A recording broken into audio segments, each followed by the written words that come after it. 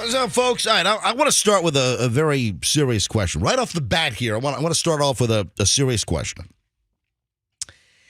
It's 6 o'clock, MJ Morning Show. Hey, I got a dash cam giveaway every hour today. It's the final day of big wham, bam, thank you, dash cam. Thanks to the Kemp Law Group.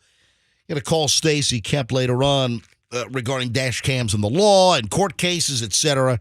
So the first dash cam, we'll give it away this hour. So the first of the last, every hour today, 6 o'clock, 7 o'clock, 8 o'clock, 9 o'clock, rock. All right, so every hour we'll give away a dash cam. First one coming up in just a bit. Let me ask a very serious question right off the bat. And this is going to require phone participation. So early listeners, get ready to dial in. This is not for the dash cam. I repeat, this is not for the dash cam. The question I have, if someone does you a favor and they screw it up, are you allowed to complain? So if someone's doing you a favor, helping you out, and then they botch it up, are you permitted to be annoyed or complain? Yes, Roxanne, yes or no? No. They're doing you a favor. And so if they're doing you a favor and they completely screw it all up, then you got to just look the other way. Is that it? I'm going to need some details, but it sounds like, did you ask, not you, but did the person ask them to do the favor? Let's go to phones on this. Early phones, let's go. If you ask someone to help you out, do you a favor, and then they just mess it up, they totally F it sideways, all right? Are you able to be angry at them? Is it okay to be angry? All right. 800-990-1047. That's the number to get in. 800-990-1047. Fire up the phones. Yes or no? They screw it up. They're doing you a favor. Are you allowed to be angry? 800-990-1047. Fire up the phones. A yes or a no? Just a little question to start the show today. Simple little question on this Friday morning. So if you've never been an MJ Morning Show participant, now's your chance. If you've never been able to get in, a little easier to get in, maybe right at 6:02 in the morning, 6:03. Every line is ringing, by the way. Andrew, screen them quickly. Let's go. Put them on hold. Screen them up. Obviously, I might be ready to discuss a little incident. I might be asking this for a specific reason. Let me start with Denise in Tampa. Denise, you're on the MJ Morning Show. Hi, Denise. Good morning, MJ. This is Denise from Tampa, and I'm the one that you met at Home Depot. Oh, yeah. Well, That's Denise, yeah. It was great to meet you. What aisle were we in? Were we in appliances? No, when I met you, you were out in garden. You and Julian were in, and you were. Oh, that's right. You're the south. Yeah, you're the south of Gandy Home Depot employee. Yeah. I met you in the garden center. Yeah. Yeah, that's right. Right. All right, so you ask someone to do you a favor, and they just botch it up. They screw it sideways. Are you allowed to be angry or complain? I'm going to have to say no. Maybe it's a friend of yours. Maybe it's a family member. And if you ask them to do a favor for you and I don't know what your story is yet. I'm going to have to say no. I'm going to have to say you can't really complain. Maybe they didn't know what they were doing. No, they knew what they were doing, but maybe they didn't know what they were doing. I'll explain in a second. Denise, thank you. Great to hear from you. Michael's in Jacksonville. Michael, you're on the MJ Morning Show. Yes or no, can you be angry if they screw it up if they're doing you a favor? Well, Michael was on hold. All right, Michael, you're on the MJ Morning Show on 3. Go, Michael. Yes, sir. I think it depends because if I gave you exact directions on how to complete the task and you agreed to it and then you botch it, then yeah. All right. Okay, yeah. So, specific directions and the person has done it properly in the past and then today they totally F it up. So then I have a right to be angry, right? Oh, yeah, for sure. And if in the past they knew how to do it and they botched it up, I'd be angry if they agreed to do it because they knew how to do it in the past. Excellent. Thank you, Michael in Jacksonville. All right, the next line is Larissa and Brandon. Larissa, yes or no? Well, it's two separate questions. Yes, you can be annoyed no, you can't complain. All right, well, Yeah, listen, good answer. I like I that. think that's a fair parse there to a certain extent, but in my world, I'm grabbing at both. Then no, they're doing you something. They're doing something nice for you. All right, I mean, you're can't making sense for complain. a second. All right, Larissa. All She's right. still making sense. All right. Complain. Larissa, you sound like a very reasonable person, of which I'm not. So, Larissa, thank you. Thanks. Bye. Have a great one. Let's grab Isaac in Newport Richie. So, Isaac, you ask someone to do you a favor. They totally screw it up. They've done it right previously. Do you have a right to be angry? Hello. Yeah. You have a right to be angry, Isaac? I agree with Larissa. You can be upset, but you should not be angry with your friend. All right. Thank you, Isaac. Thanks for being an early listener. Yeah, I don't Appreciate know why it. everybody's assuming that these people are friends. All right, Alex is in Tampa. Look at the phones. Phones just exploded, but I'm going to have to reveal what's going on here because I don't want to get too late in the opening segment. Alex, Tampa, yes or no? Angry or not? If they're one of those that have done it before, Yep. then yeah, 100% you can get angry because, you're asking them to do you a favor, maybe to help you out. They weren't planning to, but Yep. if they've done it before, you're asking them in anticipation that they've done it before, so Yep. they should be able to do it again. Yeah, If they mess up, guess what? You're the smartest caller so far. I agree with. Thank you, but Alex. if you, yeah. Have a good one. All right, so here's the deal. Oh, God. Here's this happened today? Here's Yes. the deal. I wonder what You it guys could want to know be. what the deal is? So, Here's I- It the has deal. something Froggy, to do with I think I know. Yeah, Froggy, what do you think it is, Froggy? Well, the only thing I can think is that somebody in the room has helped you get to work many times, and I think today he was supposed to do it as well. And what did you do? Botch the whole thing? Well, he did because Hell, I did. He's here. I'm here, Yeah, but you're here. but You're here. I needed to record some things prior to the show. I needed to set all my prep out. So the new pickup time, and it has been for the last 2 or 3 times, Fester picks me up at the house at 5:15 because when I stop doing the afternoon show, I'm coming in early. I'm in studio by about 5:30 every morning now. And Fester, I call him, he's not there. It's 5:25, he's not there. It's 5:30. Oh, hey, yeah, I picked you up at 5:35. I'm like, dude, no, it's 5:15. You've been picking me up at 5:15 since last August. You picked me up. This is like the 3rd time you've picked me up. The previous 2 times, maybe 3, it was 5:15 pick up at my house, and now you're like, I'm just gonna pick you up at 5:35. Okay, so and then you have amnesia. 5:30. I think he blanked out or Listen, something. I'm at there. Usually 5:30 was always the time. So I'm there in his front of his house. 5:30 and 30 seconds. No. He's inside the house, comes out lollygagging. No. There's no urgency to this guy. Because I'm starting to do work on my living room floor waiting for you. None of that's my all right, issue. Listen to me. What happened to 5:15? It doesn't matter. You're sitting here strolling out. Dude, stop it. You Stop walk trying. back to the Stop house, trying you to forget something. Stop trying to distract and flip the script. This is a team effort. Listen, here. Okay, I'm a little late. And a you're little sitting late. There. You're 15 plus minutes late. So what changed? You picked me up at 5:15 now, and then suddenly know. Well, that's I kind of, you know what, MJ, I hate to say it, but I call what you did favor modification, where you ask the favor and you modify it. This is and why now you need it earlier, this and is- It's been 5:15 for months now. And This yet, is here we are. This is why. Yeah, here we are. This is why you need an MRI. Listen.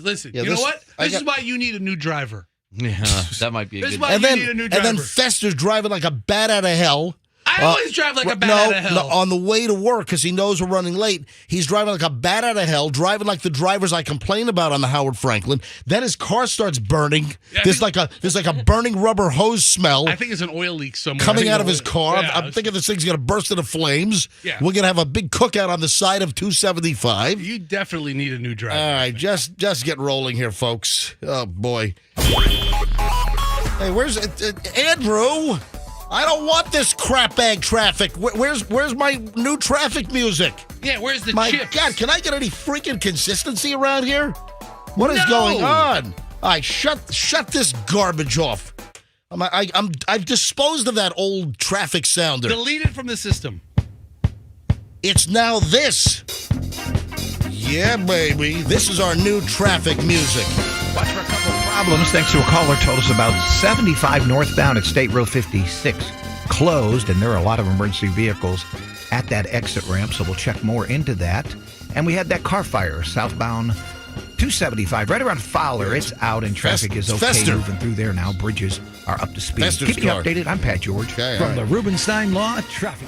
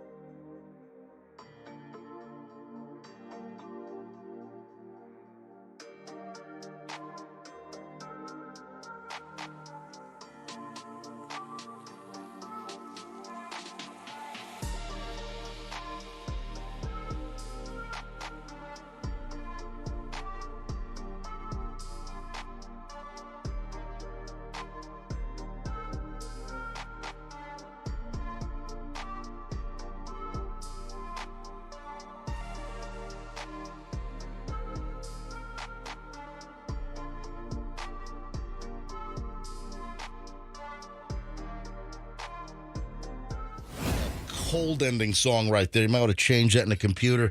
All right, 6:21. Well, how did we get so? Oh, we got late because we went long in the opening segment because of Fester's botch job. Well, look, it's my last botch job. Oh. I mean, That's maybe it. He's out of the chauffeur business. If I were you, I would fire me. Are you out of the driving MJ business? I mean, I think I'm going to lose that job today. Are you going to lose money from that too? Oh, It's a real big hit. Yeah, I mean, the family took a lot of pride in knowing that I was MJ's chauffeur. Dude, in the 3 years we've been doing the show, I guess it's been, Yeah. you've taken him to work like 50 times. Maybe 50 times. yeah. It is not 50 it, times. It really is. Yeah, that's nice. Yeah, driving Miss MJ. Where would you like me to take you, Miss MJ? Where are we going today, Miss MJ? The Piggly Wiggly, you say? So, I mean, I need some cold cuts. Let's go to the Piggly Wiggly. yeah, so. I want some fried green tomatoes, too. Can we stop at the Whistle Aw. Stop? I'm going to merge two movies together. The Whistle Stop? Yeah, I'm going to merge fried green tomatoes with driving Miss Daisy. Yeah. Well, I'm not going to be driving you to either of them, apparently, moving forward. Oh, man. You want to hear something cold? Oh yeah. Ooh, I got something cold. Cold-hearted. Yeah. Hey, we'll give away the first dash cam in just a bit. It's a Friday, the final day of the dash cam giveaways from the Kemp Law Group. Thank you. Stacy Kemp's going to join us about 8 o'clock just on the importance that dash cams can bring to a court case. Yeah, I want to dial her up. Thank her for the the whole week of dash cams because we didn't pay for. We got no budget around here anymore. Yeah, this is radio, folks. This is Radio 2023. So I got to get other folks to pay for our crap to give away. So thanks to Stacy Kemp from the Kemp Law Group for coughing up all these dash cams that we've been giving away all week long, and we have 4 more today. One is going to happen in minutes, and then 7 o'clock hour, 8 o'clock hour, and 9 o'clock hour we'll give away more dash cams, so stand by.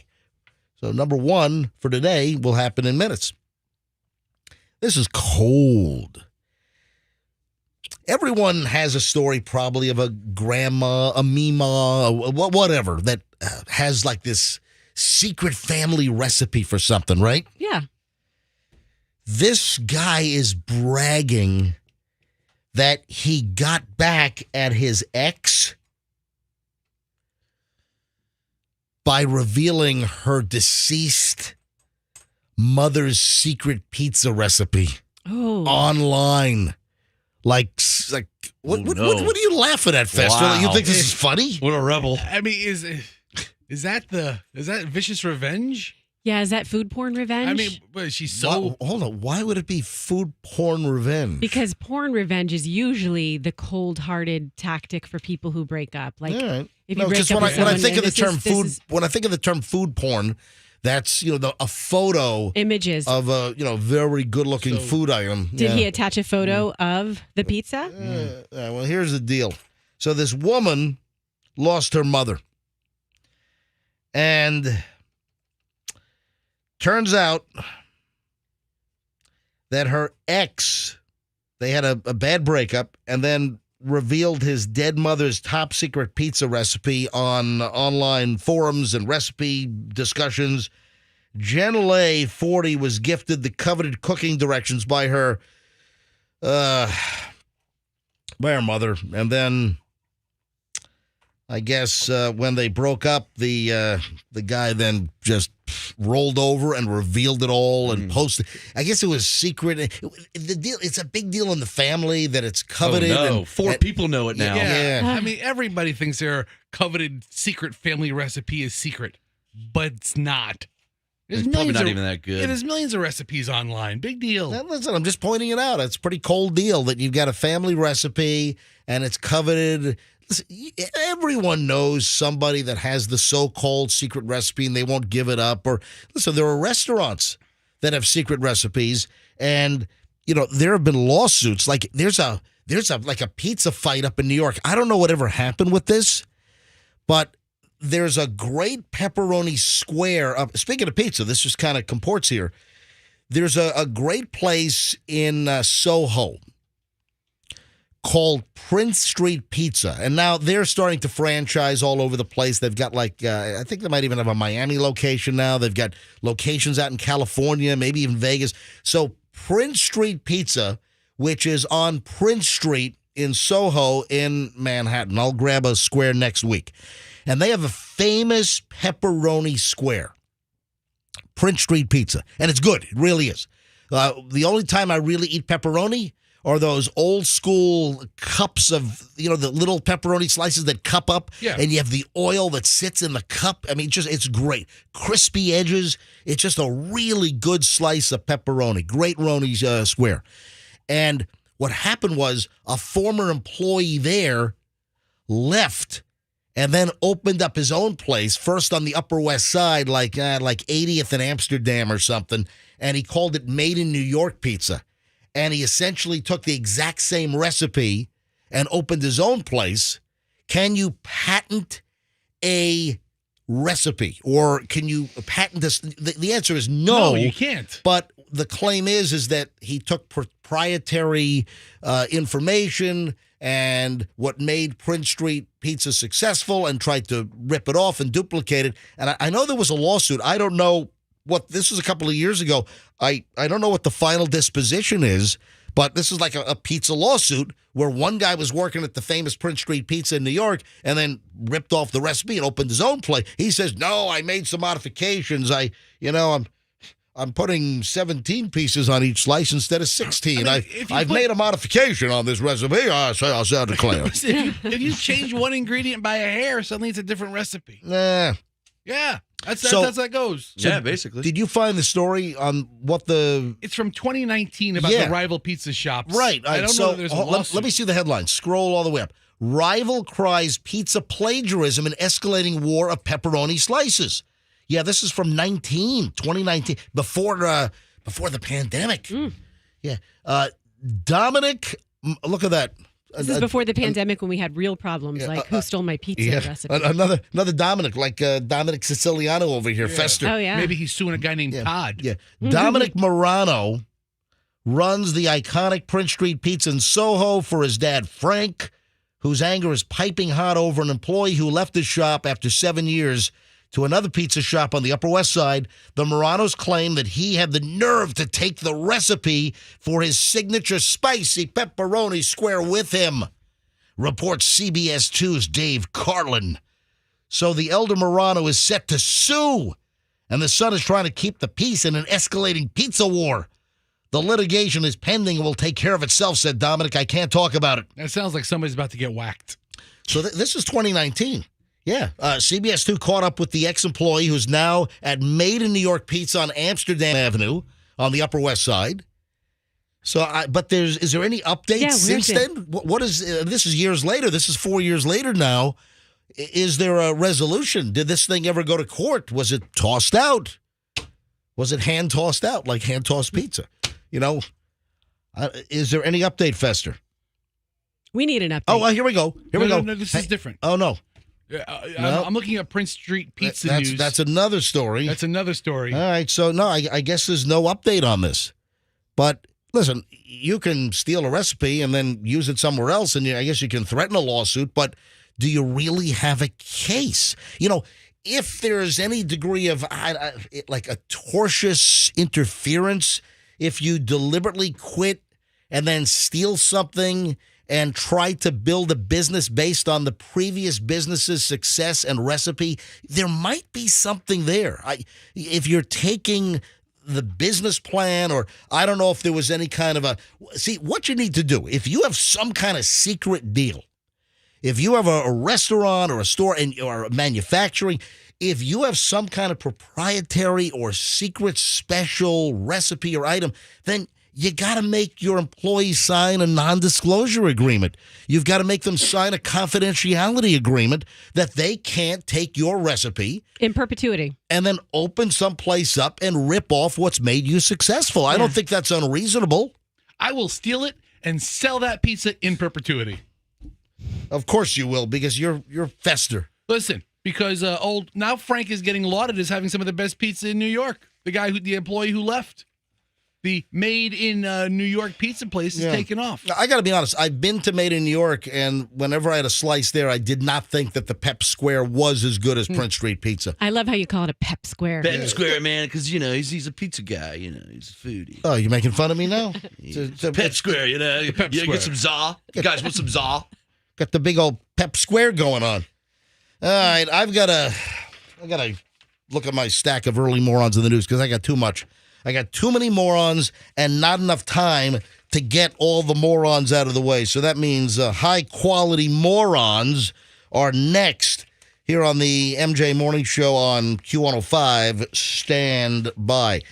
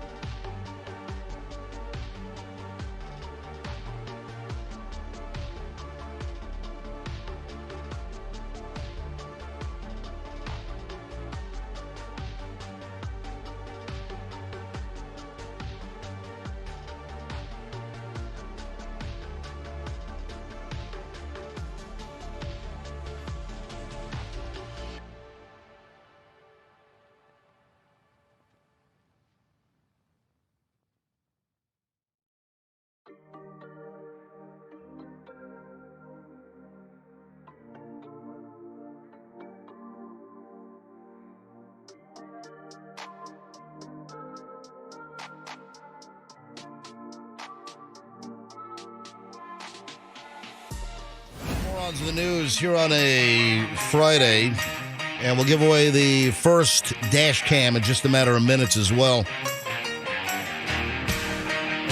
So heads up, I'll tell you exactly when to call in for the dash cam momentarily. You know, things are getting kind of nasty with teenagers. You know, we had that Ybor shooting, and there's an update on that. You know, they've arrested like a 14-year-old over in Palm Beach County for that Ybor shooting? Yeah, 14-year-old. So, I mean, what's going on? The deceased 14-year-old in Ybor, he was also reported to have a gun in his waistband. And then we have another 14-year-old that fired shots, who then somehow fled from Ybor over to Palm Beach County. Right. I mean, so these aren't really bar goers who are getting into these fights. These are kids. We'll get into this a little later on, the local story, but it kind of just comports here with just what's going on with kids. Moron in the news story, an Indiana teenager is being charged as an adult for allegedly opening fire on a rival team's basketball coach and his family after an intense game. Oh, my God. What the? Okay. Elijah Preston Earl, 17, was arrested, hit with 3 felony attempted murder counts in connection with the incident. Took place earlier this month outside the Pacers Athletic Center in Indiana. The teen is accused of firing at least 3 shots from a handgun at the coach of the rival basketball team, as well as his wife and son, as they were getting into their car in the arena parking lot. What the? Yeah, tensions were high after the game, and the coach, believed to have been targeted, initially tried to wait for the rival team to leave before walking back to his truck with his wife and kid. What does it matter? While the family was walking away, he noticed that they were being followed by 3 young men, including 2 players from the opposing team that they had played. It was a tense game. And a man who sat with the coach's wife at the score table during the game as well. What the? The young man from the score table was later identified as Earl. My name is Earl. Earl.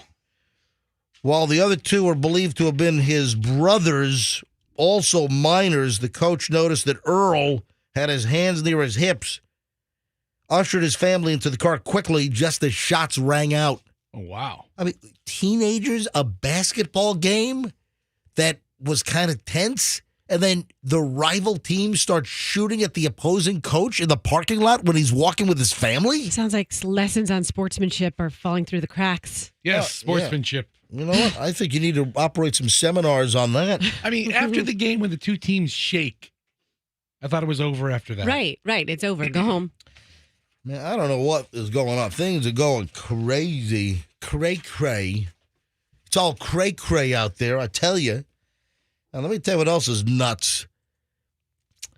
A FedEx tractor trailer was surrounded by cars, blocked, and then people got out of their car, ripped open the back of the tractor trailer, and started stealing packages out of the truck. The world's falling apart. I'm telling you, man, it's societal breakdown, dude. Yeah, this happened in Memphis, and of course, what's the significance of Memphis and FedEx? Aren't they based out of Memphis? Yeah, they're a big, giant hub. The whole hub system originally based in Memphis. They've got some other big places as well, but Memphis is still the main deal. I believe the Memphis airport, FedEx is by far the largest carrier in and out with all the flights and the sorting and all that stuff. But a FedEx tractor trailer was blocked by several cars at a Memphis intersection. Dozens of people then got out of the cars and started pillaging the back of the truck, stealing packages. Packages were like all over the road. It's just a free-for-all, and they're stealing. They don't know what's in the packages. They're just stealing stuff, hoping they're going to get good stuff. I hope they got bad stuff. You might have a package with Granny's panties that she left accidentally at your house, and you're FedExing them back to her. What? Is that funny? Maybe you throw those away. That would constitute as a bad package. That would not be a good surprise, I mean, right? The vast majority of things that FedEx handles or UPS handles obviously are online orders. Multiple men allegedly used an unknown tool, I'm guessing a crowbar. Well, we don't know that for sure, though. We can't say that for to sure. open the safety latch on the truck's sealed back doors and opened it up, and packages go flying. People are running, grabbing, fleeing with all kinds of FedEx packages. That's unbelievable. Crazy. You know what? Let's give away the first dash cam this morning. Let's go with caller number. I'm going to make it easy here because I don't want to go too late. Caller 35. Caller 35. Andrew, start firing up the phones right now. Let's go. Folks, caller 35, 800-990-1047. If you're caller 35, you win the first dash cam of the last day. The last 4 are today from the Kemp Law Group. Thanks, Kemp Law Group. Appreciate it. So 6 o'clock camera right now. Then we'll do the 7, we'll do the 8, we'll do the 9. As we're giving away these dash cams all week long, we give away 20 of them, or we will give away 20. We've given away 16 so far, and then 4 more today makes 20. Every hour, every day during the MJ Morning Show this week. So caller 35 right now, 800-990-1047. And we'll take caller 35 live on the air here momentarily. When we ordered these dash cams from this company, it's online dash cam depot, did they send them FedEx? They did. Oh, so, man. yeah.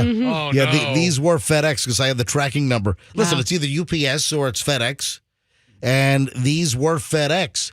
And these absolutely went through the Memphis hub. What if our dash cams were stolen? Like mid-shipment. That'd be awful. Oh, no. Absolutely. Yeah, so Andrew's screening calls right now. Hey, here's a bonehead. If you've got illegal drugs in your car, if you got coke in your car, wouldn't you want to make sure you don't attract attention? Yeah, don't speed. Yeah. Use your turn indicators. Yeah, listen, all these are good pieces of advice. Don't speed, use your turn signals, don't do unsafe lane changes. Here's another hot tip. Make sure you don't have an illegal sounding exhaust that goes all right. I've heard one of those recently, and it was outrageous how far away the guy got, and I still heard it. Oh my, it's so awful. obnoxious. Those are illegal? They have to be. They're so loud. There has to be a sound barrier thing. I was thinking about putting one on the Cadillac. I love them. Yeah, loud exhausts. It depends on the municipality and maybe the state. But no, if your exhaust is too loud, you can be pulled over. You can be cited. And here's a bonehead right here in Florida. This is up near the Villages. Clifford Allen Reed. Clifford? 24 of Summerfield, right here in Florida, up near the Villages, just north of the Tampa Bay area, was driving a white Ford Explorer last Friday, 10 p.m., when the officer could hear the vehicle's noisy exhaust system. And I think the rule in Florida is like if you hear it more than 25 feet away, and this guy's exhaust is going. So the cop pulls him over to see what the heck's going on, and subsequently they find all kinds of coke inside the car. During the traffic stop, the officer asked for a canine. Have the canine sniff around the vehicle. Yeah, bring the dog around. Yep, and then the dog alerted, starts, a lot of times the dogs will just sit. There are different indications for the drug-sniffing dogs, and in a lot of cases the dog will just go next to the car and sit. And that's the sign that, something's in that car. I thought they went like this. Pawing at it? Good boy, good boy. Guy's like, damn it. Yeah. So the dog alerted multiple times on the right front driver's door of the Ford Explorer, and then the search led to the discovery of a cigarette packet with coke inside. Small white rocks. I would imagine that's crack cocaine. And he was arrested on a felony charge for cocaine, all because his car was going with his loud exhaust. You just don't hear about crack in the news anymore. No, crack's making a comeback. Is it? Crack back. Absolutely. Oh, I didn't know that. Yeah, crack is making an absolute comeback. Crack is back. Yep. If you're a law enforcement officer, you know this. Crack is coming back. Is that what your law enforcement friends have told you when you've done your ride-alongs and stuff? I've seen it. They've told me, and I've seen it. Crack. Isn't that a song? Crack is back. All right. No, that's a Backstreet back. I don't know. I think that's the Crack Boys. I think it's Crack is back. Crack Street Boys. Let me grab caller 35. Hi, good morning. Who's this? Bill, Bill, where are you calling from, buddy? South Tampa. Bill in South Tampa. Bill, and you're calling for, I would imagine, one of those dash cams, huh? Oh, yeah. Bill, lucky day. You're caller 35. You win. Thank you, sir. Yeah, you got it. So, you see the crazy crap on the road. So now you'll have a front and rear-facing dual-channel, high-quality, full HD dash cam, courtesy of the Kemp Law Group and the MJ Morning Show. And you're ready to roll. Just make sure your exhaust is not going, and you don't have coke in the car, okay? Okay. Hey, Bill, you listen to the show regularly? Every morning. Listen, what do you do for a living, Bill? I'm in law enforcement. Oh, excellent. Oh, perfect segue. So are you TPD, or are you Hillsborough County Sheriff's Office, or federal? What do you do? TPD. Fantastic. Listen, this is great. We're giving a TPD officer a dash cam. And can you attest that crack is back? Did you hear us talking about that? we see more fentanyl and pills and things like that in South Tampa. Yeah. Okay. Yes, it depends where you are. Where you are, You yeah. know, so, hey, Bill, congratulations, buddy. I'm glad to give one of Tampa's finest a free dash cam. Hey, thanks, guys. Appreciate it. You bet. All right, hold on a second, and then Andrew's going to get your information. Come pick this sucker up, all right? All righty. All right, there you have it. All right, Andrew, he's on 5. All right, there you go. All right, so that's the first dash cam. We'll give away the second dash cam in the 7 o'clock hour, then 8 and 9. We've got 3 more dash cams to give away here on the MJ Morning Show on Q105. Stand by. Hey, if you're looking for an opportunity to cut your power bills, look no further than going solar and look no further than Enhance Home Solutions.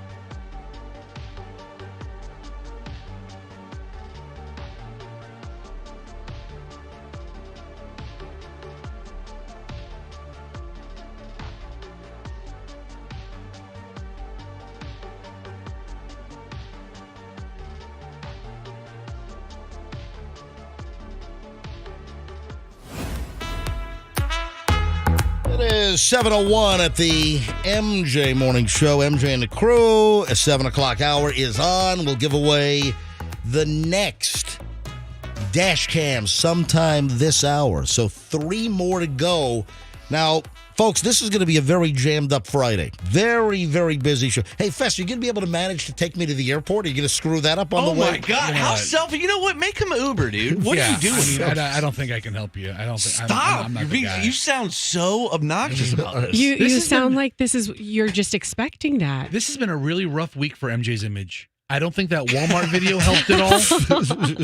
What is that called? Your Q score? Hey, on my Walmart video. That didn't hit the way you wanted it to. Backfire, dude. It did not backfire. Yeah. On my caption, I came out hot and said, I'm going full effing Karen. I admitted I was full, and it was more tongue-in-cheek. It was more like a docu-satire video, but somebody sent me. Listen, or was somebody having a mental breakdown on Yes. camera? Hey, somebody sent me. You know what? I should dig it up. So, folks, if you don't know, I shot this video about Walmart not having the sanitizing wipes at 275 in Dale Mabry because that's a filthy. I hate that store. And I try not to go to the one at 275 in Dale Mabry. The one on Gandy in South Tampa is a much better store, and they have the sanitizing wipes there. So, listen to this. Somebody sent me. I got to see if I can find this. I wasn't planning on doing it. Somebody sent me a reel, and it's about swabbing. And a guy swabbed the handles at Target off the shopping carts, and it's like exactly what you would have thought would have happened. You know what? I might have to find this. That's everything. Swab a door handle. Yeah, I might have to find this, later on. But it's a really good video, and it lays it out. And after you clean the handle with the free sanitizing wipes at Target, you clean the handle on the shopping cart. It was swabbed and then, grown in the culture. Nothing. It was zero. And the unclean handle grew all kinds of nasty, ugly, horrific stuff. Yeah, that's what you would expect. Yeah. I completely could have guessed that conclusion. Yeah, I can't find the video. Let's anyway. talk about things I don't need science to tell me. Hey, is this really a thing? This is a Reddit discussion about people that are wearing pajamas out in public. I mean, sometimes, occasionally, I wear my, those pants that I have fester, those sea creature pants. Yeah. Roxanne has a pair of flannel pajama pants.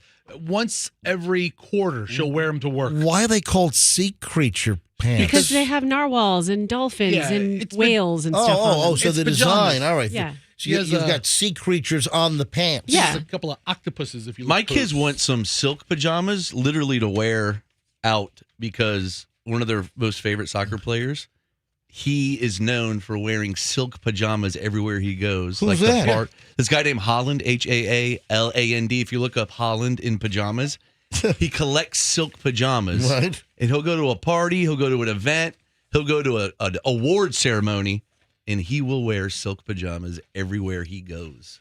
Yeah. Well, I find that very inspiring. There's this Reddit post, and the headline is "Wearing pajamas out in public is weird and gross and shouldn't be normalized as it is in the U.S." So there's this normalization. He's in England now. And more people, I guess, are wearing pajamas out in public. Yeah, Froggy, this isn't about multi-millionaire soccer players. This is people who are shopping in the mall at 2 p.m.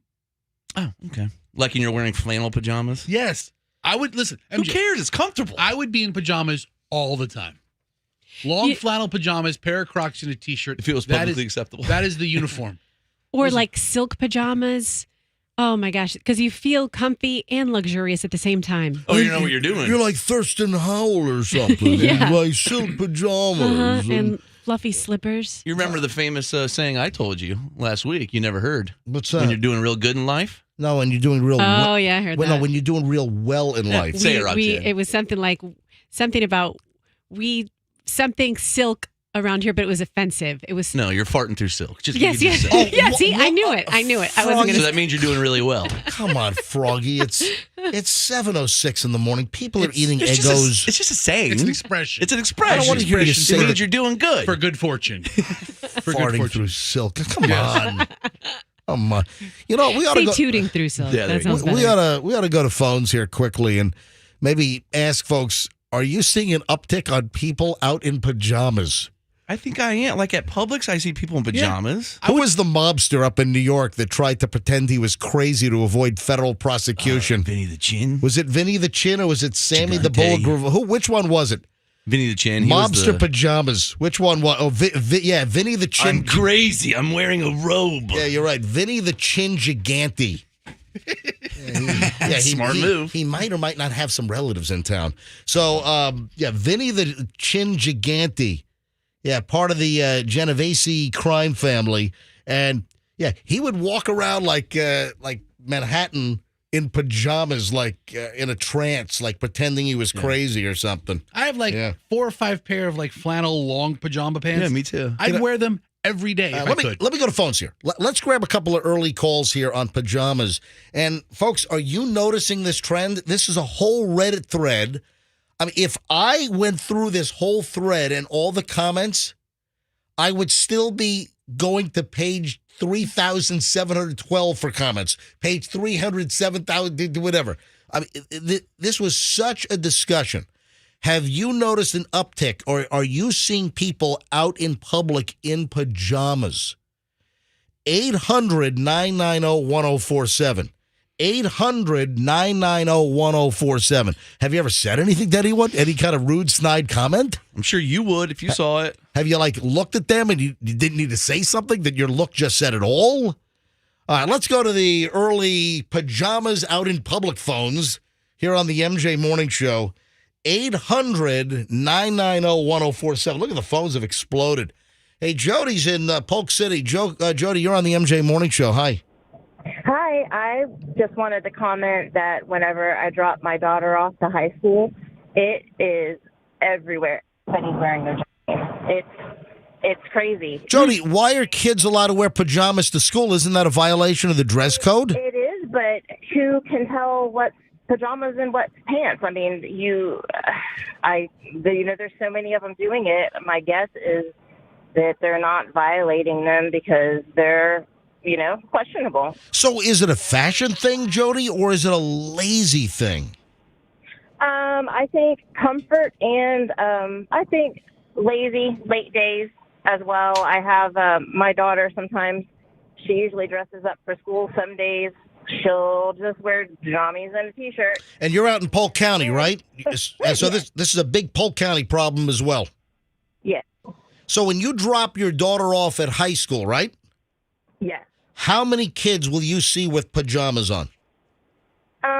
I'd say probably a quarter of the kids I see. 25% of the kids are wearing pajamas? Dude, we have a bus. Yeah, walking to school. I'm telling you, this morning, walking to school, I saw yellow flannel jammies on a kid walking to school this morning. And it's dropping off. Same thing. All right, Jody, thanks for the call. Thanks for listening and checking in. Marianne's in Clearwater. Marianne, you're on the MJ Morning Show. Hi. Good morning.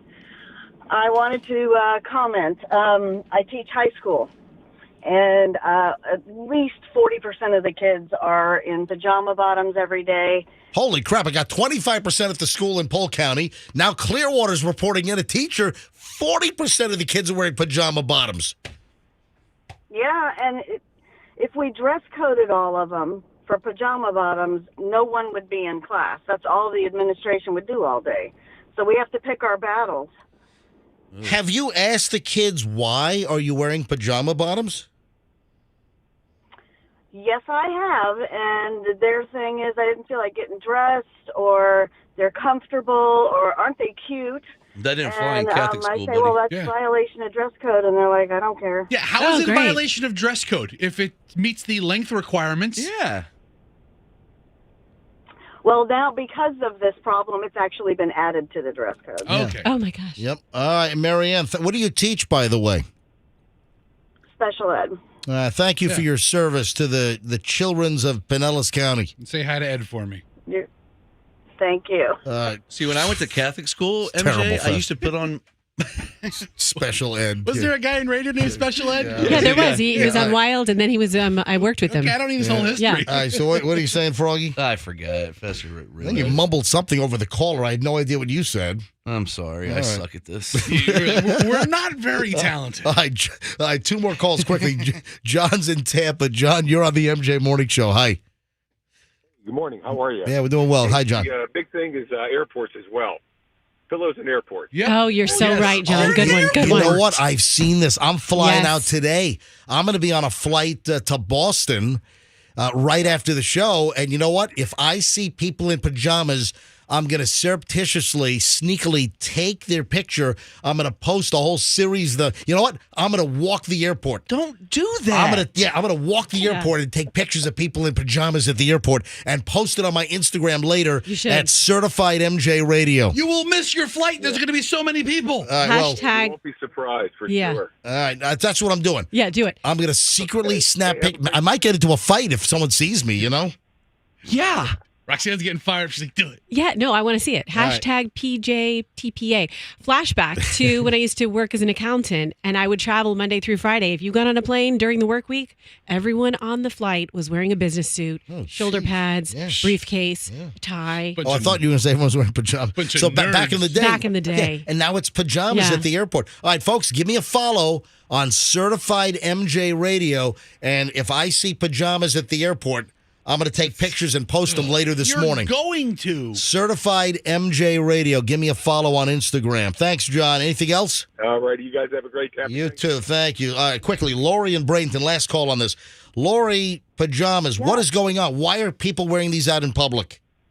Well, I'm a high school teacher sitting in my parking lot right now getting ready to walk in, and at least a third of the kids walking in front of me right now are wearing them. This is crazy. So we've had now reports from Manatee County, we had Pinellas County, Polk County, and teachers and parents are looking at all the kids wearing pajamas to school right now. Yeah, they're in my class. But here's the thing that I kind of try to look at it. If they were wearing leggings, they're tight, they're not really appropriate. My kids, at least, that are coming in, they're long pants, they're flannel, they have elastic waist, they're not going to fall down, they're not showing underwear and the things that we don't want them to show. And growing up in the 80s, we used to wear plaid pants all the time. They don't look a whole lot different. All right. So it sounds like you're okay with it. Thank you, Lori. Thanks for being a teacher. Appreciate it. You know what, though? All right, when we get back, just hold on to that thought. When we get back, we're going to give away, watch the time. All right, when we get back, we have, what was that? It says the guy who's always late. Well, I'm because we took calls and now I got to. 10-second comment's not going to throw off the whole show. Exactly. I don't want to extend it. All right, what were you going to say, Roxanne? Go I ahead. was just going to say it takes away the fun. The whole fun of pajamas is when you. Damn it! Now we're off schedule, Roxanne. What are you doing? I'm going to do it on the Roxanne podcast. MJ, we are so middays, late right now. Middays. Hear what I think about pajamas. Go. 7:14. All right, because we start an hour and 20 minutes of nonstop MJ. How are we next. going to recover? We're so late. Quit being a wise what ass. is going to happen? All right, we'll give away the next dash cam next. So the next dash cam is coming up. An hour and 20 minutes of nonstop MJ. And 2 appearances by Hal Herman. We've got Hal Herman headlines coming up. And then a preview of the Hal Herman Christmas album with Cajun Fester. It's an audition. What is an audition? For Cajun. All right, it's all on the way next on the MJ Morning Show here on Q105. Don't move.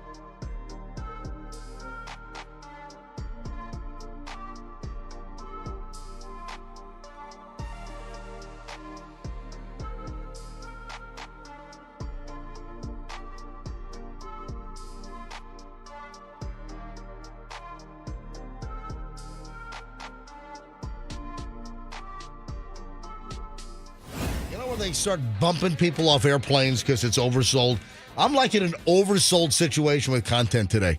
I've got too much crap, and we don't have enough time to get. I mean, it's going to be frustrating for me because there's so much stuff to do. So let me try to, just lightning round stuff and get a lot of stuff in today before we hit the weekend. Hey, I'm very excited about the week after Thanksgiving. So not next week, folks. This is very important. This is breaking freaking news. This is big, big stuff here on the MJ Morning Show. Starting a week from this Monday, so after Thanksgiving week, beginning Monday the 27th of November, we're giving away 20 laptop computers. We're giving away 20 Surface laptops. And these are Microsoft Surface laptops. These are Intel i5s, 512 solid-state drives. These are nice units. And we're giving away 20 of them. We've teamed up with Don, the IT guy from Team Logic IT. If you're a business and you need a great IT company to handle your IT, point of sale, whatever. They do it all. DonTheITGuy.com. DonTheITGuy.com from Team Logic IT. And we're going to give away 20 laptops. These, I think, retailed for like $1,100, $1,200. I'll get the exact number. But it starts a week from this Monday. All week, every day, every hour. So 4 a day, all week long, beginning on November 27th, 28th, 29th, 30th, and Friday, December 1. 4 laptops a day, every single hour here on the MJ Morning Show, thanks to Team Logic IT and DonTheITGuy.com. Looking forward. And then today, we're wrapping up the whole dash cam giveaway with Stacy Kemp and the Kemp Law Group. In fact, I'm going to get Stacy on in about half an hour talking about why a dash cam's important in court and how it can make or break a case. Yeah, she's had these deals happen. That's why she's a big proponent of having a dash cam. As long as you're not the jackwhacking driving causing accidents, because then that could be used against you in a court of law. So make sure that you think that's funny, Roxanne? Yeah, I love it. Right. Could you use your own dash cam against you? Is that like self-incrimination? It could be subpoenaed, absolutely. That SD card, yes. So you got to make sure you're driving well. But, so most of our listeners, I think, are law-abiding, good citizens here. 7:29 at the MJ Morning Show here on Q105. Where do I begin? Oh, first of all, Froggy, please be careful. Please, Froggy, please, please, please, please, please. Are your kids in the car? Yes, they are. So whatever you're going to talk about, don't bother at this point. Or refer to it as medicine.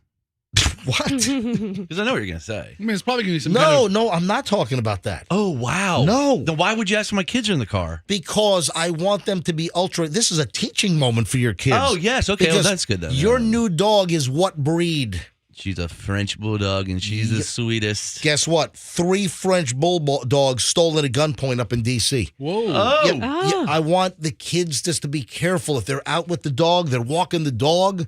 I think they do walk it. I think your kids need bear spray when they walk the dog or something, or a shotgun. That's a good idea. Yeah, I'll give them a couple shotguns. Yeah, no, seriously, more stories of French bulldogs being ripped off. Oh, hey, you have the Lady Gaga deal. 3 of them again. Yeah, Lady Gaga. That's right. 3 French bulldogs were being walked by Lady Gaga's dog walker, and 2 of them were ripped off and later returned. And then remember, Lady Gaga's dog walker was shot in the process. They're like, oh, look, that guy's walking $15,000. Yeah. That's mine. Yeah. So listen, these French bulldogs can be $5,000 a piece. I just want you to be careful. I don't want your French bulldog. What is it? What's your dog's name? Miss Elizabeth? I don't want Miss Elizabeth to be a target, is what I'm saying. No, that would be horrible. But usually we walk her with my other dog who is bigger and hopefully, well, she probably won't. They'll probably take her too. So, Froggy's kids, if you're listening right now, and Kim, Froggy's wife, if you're driving, please, you got to have your head on a swivel. Yes. The number one target for dog nappers are these French bulldogs. So be extra, extra careful. And you guys need switchblades. Get your kids switchblades. Yeah. That's maybe like stun guns, cattle prods. Yes. This really ticked me off.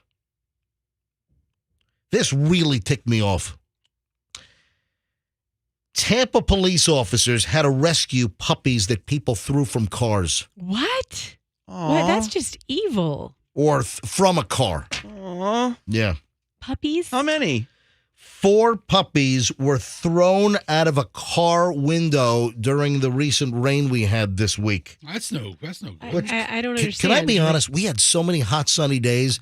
The 3 days of overcast rain and clouds and just general malaise, I thought it was great. Oh, no, it was depressing. I actually enjoyed it. 4 puppies are now at the Humane Society of Tampa Bay after TPD say they saw a driver pull the car over and throw the puppies out of the car into a field and then drove off. What kind of a sick individual throws puppies out of a car into a field?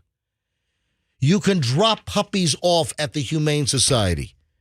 You could probably drop them off at the fire department, right? I don't know if you can do that. You're not probably supposed to, but I mean, If you said, "Hey, listen, I can't use this dog. I don't want to hurt it." Publix takes puppies. Put them in the good. baby return box. Yeah, just bring them to the customer service counter at Publix. They'll take them. Little known fact: for the first couple of years, it was called Publix. I just made that up. Don't drop off puppies at Publix. Or at fire There's stations. probably somebody at a Publix who can make a sane decision and navigate these puppies to some kind of good outcome. Any medical marijuana dispensary locally will take your puppies. We'd love a dog, dude. Drop them off. No, really, this is sick. 2 of the puppies have been named after I guess 2 of the police officers that found them, Joseph and Benjamin. According to the TPD social media post, the officers saw the puppies being thrown out. But what I don't know is, were they able to stop the vehicle? There's nothing in the report whether they were able to follow the vehicle or make a traffic stop. I don't see that in the story. Fester, can you see if there's any update on this? Okay. Because I would hope that they were able to make a traffic stop and then, charge, but it doesn't appear to be the case. Everything says rescued. Yeah. So listen, the TPD folks did a great job rescuing the puppies, but I'm wondering why they were not able to stop the driver and arrest the driver for like animal abuse or something. But listen, the good news is the puppies were rescued. But what kind of sick people do we have in our society that will throw little helpless puppies out of their car in a rainstorm on the side of the road? Poor little pup. Do we know? Did you say the name of the dog or the kind of dogs? No, they're just puppies. Just puppies. The breed is puppies. Oh, I love that breed. Yeah. Doesn't say what kind of puppies they were. Yeah. Terrible. Not hey, cool. MJ, while you're getting your next story, you mind if I give a shout out to the amazing kids I met yesterday at the Great American Teach-In at Pizzo Elementary. Pizzo School over there. The Pizzo Elementary. I went to the teach-in. Tell us about what you do with the radios. Yeah, what did you do there? What did you do with the teach-in? I talked to the kindergartners and the first graders, and the kindergartners, they're so cute. They just want to like hug you, and they're adorable. Did and then you say they vomited on you? No. That's a different story. You're conflating. That was at Daviana's school. I didn't. Yeah, I get an email school. from Roxanne, and it was like something. Let me tell the story about the kids vomiting or something. Yeah. I'm like, what? Yeah, I'll tell that. I'll tell that too if you'd like.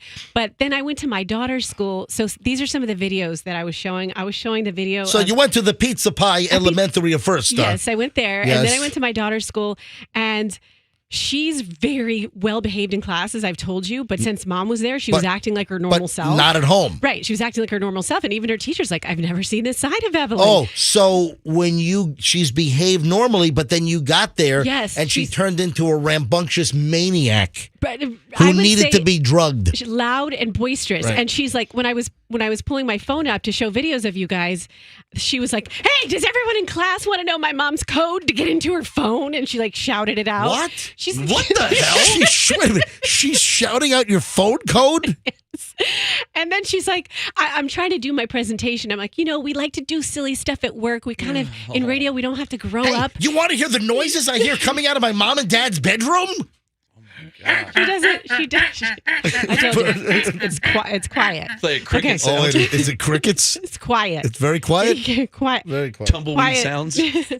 Quiet love. Okay, so what she what she talked about is she was like, "Oh, you guys want to see Froggy slip on a banana peel?" And she just started doing the presentation and shouting all the things that we do around here. Like I showed them video of us, Froggy and I, arm wrestling. I showed video of the mystery box. Remember that when I had to, you guys made me touch worms. Yeah. So the kids loved it. Oh yeah. I didn't have any prizes for them because this is radio. And what about the I guess vomit in your daughter's class? What happened? Oh, that was Daviana. So I guess that's the younger one. Yeah, there's a younger one. I guess, so you weren't there for the vomitorium. No. So no. what happened? So she told us, and we got a notice from school. Families, keep your kids home if they are sick. There's a bad flu bug going around, and there are just kids. Oh, I thought it was going to be. I thought it was going to be like the pie eating scene out of Stand By Me. No, that's what Daviana was telling us. She's like, we're like, who's been sick at school? And she's like, well, Jimmy was walking to the playground, and then he's like, and she's like doing all these funny, like throw up sounds. And then she's like, and then Michael was on his way to chapel, and he started throwing up in the parking lot. and she's doing all this, and we're just dying laughing. And she's like, you're not supposed to make fun of people when they're sick. She's just describing what she sees. Man. I went on to learn that Pizzo Elementary was named after Tony Pizzo, Tampa historian. Hey, Tony Pizzo. I want to build a school, He died in the mid-90s. No, it's Tony Pizzo, not Tony Danza. Hey, sorry. I want to open up a school, too. Is there a big difference? Yeah, what we call our team the Monas, huh? Are you trying to do Tony Danza over here? I mean, I'm not saying I can't do one, but I can do your Tony Danza's a little weak. I got to be honest. Let me tell you what's a little weak. Your crotch. All right, stop. Hey, I reposted the counterfeit goods video from Canal Street from August 5th. I moved it up and I pinned it. Did you see what happened in New York? Was there a big bust? Oh, my God. The largest counterfeit goods bust in U.S. history has netted $1 billion in knockoff goods. Handbags, clothing, shoes, sunglasses. Federal authorities say they seized more than $1 billion, not $1 million, $1 billion with a B. They seized more than $1 billion worth of counterfeit luxury products up in New York, largest ever in U.S. history. Adama Sow and Abdullah Jallo were arrested, indicted for allegedly trafficking counterfeit goods. I'm guessing that these are all the goods that make it to Canal Street. And the point that I made back in August, and I shot a video. Folks, if you have not seen this video, I've bumped it up. So it's now the first item on my Instagram at Certified MJ Radio. That's Certified MJ Radio. And it's from August, and I'm walking with Julian on Canal Street. And listen, I used to work right off Canal Street. I just never saw it this bad. The amount of fake merchandise. So here, listen to this. Hit the audio thing. Hit that. Prada, Yves Saint Laurent, everything just wide open. And I'm walking down. This is the worst I've ever seen it. Just everywhere. I mean, thousands and thousands of Yves Saint Laurent and Goyard and Gucci, Chanel. I mean, thousands and thousands of fakes just brazenly displayed all over the sidewalks. I had never seen it like this. Listen, I've seen the fakes for decades, obviously, but I've never seen it this bad. And now, I mean, that's got to put a serious dent in the business.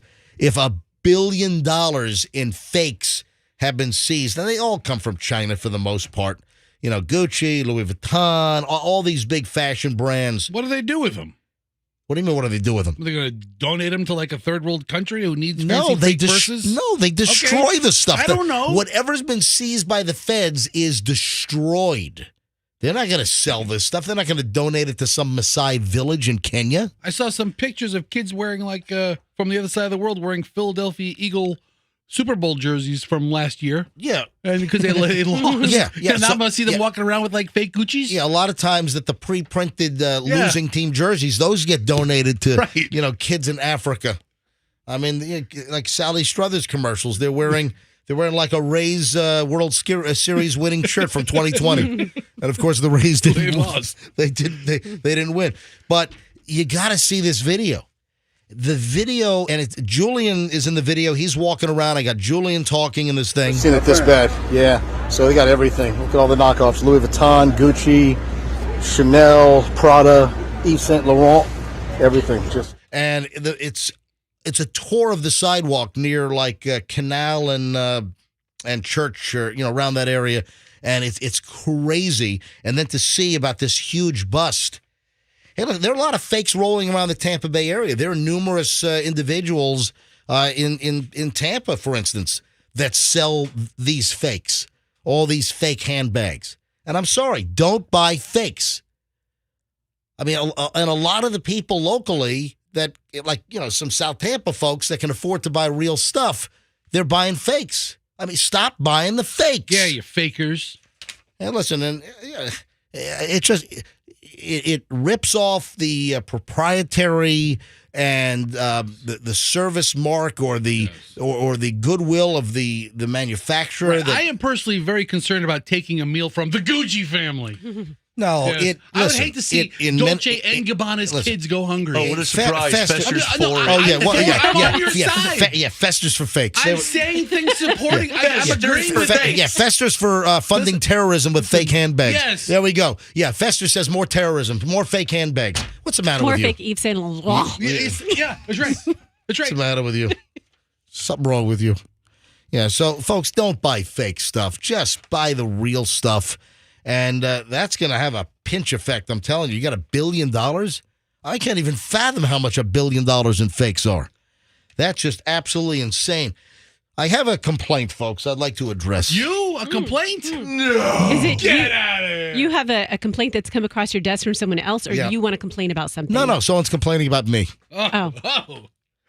Anytime the word MJ and complaint is in the same sentence, it could go any way, and they would all be true. Well, I'll make it crystal clear in a second. We'll also make crystal clear that we'll give away the next dash cam from the Kemp Law Group in just a matter of minutes.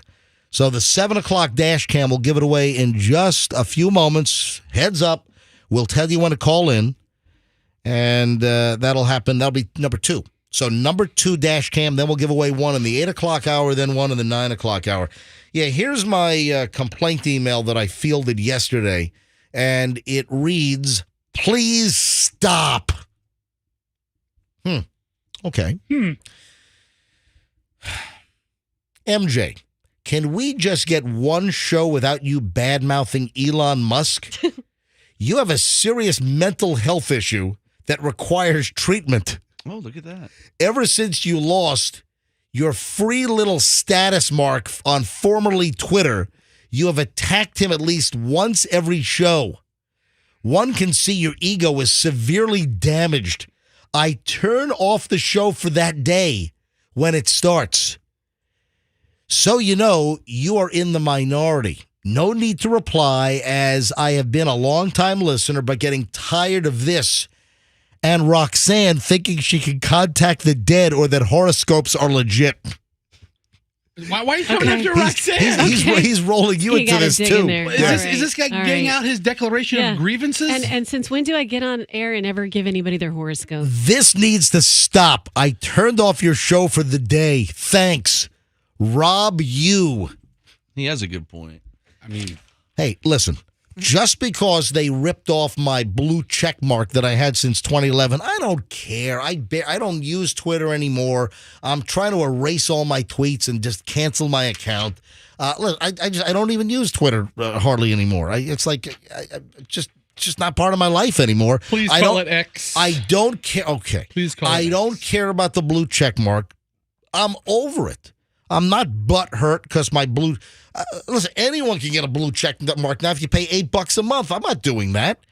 Elon Musk destroyed the platform. Elon Musk wrecked the business model. The worst investment ever. I'm sorry. I was complaining about Elon Musk things before the blue check was taken away. I was complaining about some of Elon Musk's erratic behavior prior to him even consummating the deal to purchase Twitter. So, Robert, the fact that I read your email, did you turn me off because I read your email instead of curiosity? Did you turn me off mid-sentence reading your email? Probably. What do you think? All right. Hey, on a much more serious note here, I hope the dude that was injured with this exploding barbecue in Tarpon, I hope he's okay. You saw this? Now, Fester, you had a grill show for years here. I mean, not that makes you any kind of an expert. But 79-year-old Drosos Mavromatis, a legendary bridge painter in Tarpon Springs. Okay. Oh, he paints bridges, or does he paint bridges? You know what? He's famous in the Greek community, and I saw the story that the Tarpon Fire and Rescue, they said that his grill, his backyard barbecue charcoal grill, exploded. All I heard was, "Oh my God, fire," said Nikki Mavromatis, his daughter. There has to be something else going on here that's not reported. What happened?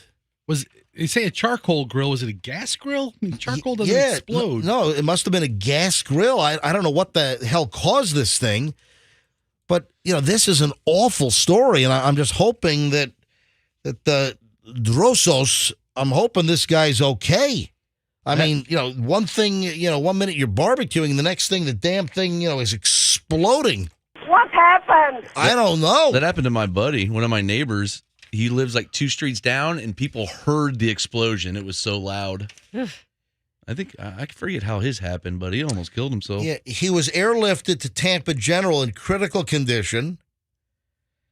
That's not good. According to the story from Channel 8, my grandmother keeps saying, I heard almost like bombs, and we didn't hear until after the investigators came to tell us what happened, that there were aerosol cans and the explosion caused the fire. Oh. I don't know, were there aerosol cans near the barbecue? They caught on fire and exploded? And then Grandpa caught on fire as well? Neighbor jumped into action, put the fire out with a garden hose before the fire crews got there. Wow. Hey, be careful with your barbecues. Don't keep flammable items near the barbecue. And my thoughts go out to well-known Tarpon resident and big Greek community member, Drosos Mavromatis. Yeah, I hope he gets well. Wow, that's brutal. But this doesn't make a lot of sense. I mean, I'm waiting for the rest of the details on this. I mean, did the barbecue, like the metal barbecue, turn into like shrapnel, like a bomb? Why don't you investigate it? Yeah. We need a Fester investigation on this thing. Any word on what he was cooking? Nope. There is no word on what he was actually cooking. I'd come over for dinner. And I got to do a little memorial right now, folks. Uh-oh. Yeah. Gosh, more sad stuff? Yeah, Oh, God.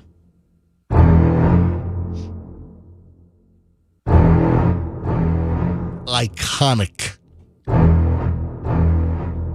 One of the best ever. The Jaws movie poster with the shark coming up from the depths and the woman swimming up on top. Yeah.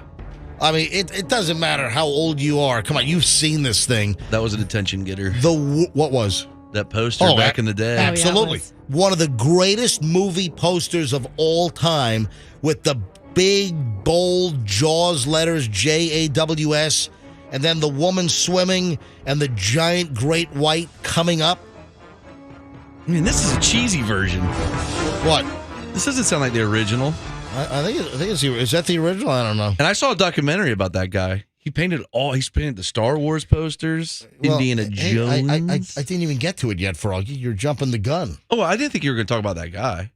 Well, yeah. Who's that guy then? Well, that guy died? Yes, that's why. no. Yes. Oh, no, I just saw that documentary. Yeah, that's why I'm doing the story. Oh, no. Yeah, the dude that created the Jaws movie poster, illustrator Roger Carl Castell, has been eaten by a shark at 92. That is unfortunate. He was swimming at New Smyrna Beach. Yeah. No, he died because he was 92. No, but seriously, that's got to be one of the most iconic movie posters of all time. The Jaws movie poster creator is dead at the age of 92. His wife, Grace died 30 years ago. Was that Christmas Vacation? The prayer. I want to see the squirrel jump out of the tree and knock the toupee off. That's what I want next. Yeah, so his wife, Grace, told the Hollywood Reporter that he died of kidney and heart failure at a hospice facility. Listen, 92 years old. That's a good long life. Yeah, that's a good life. So he did Jaws. He did The Empire Strikes Back. I mean, this guy did some iconic stuff. So I thought it was worthy to just recognize that the guy that created the Jaws movie poster has passed on. That sucks. 7:52 at the MJ Morning Show. Let us give away dash cam number 2 this morning.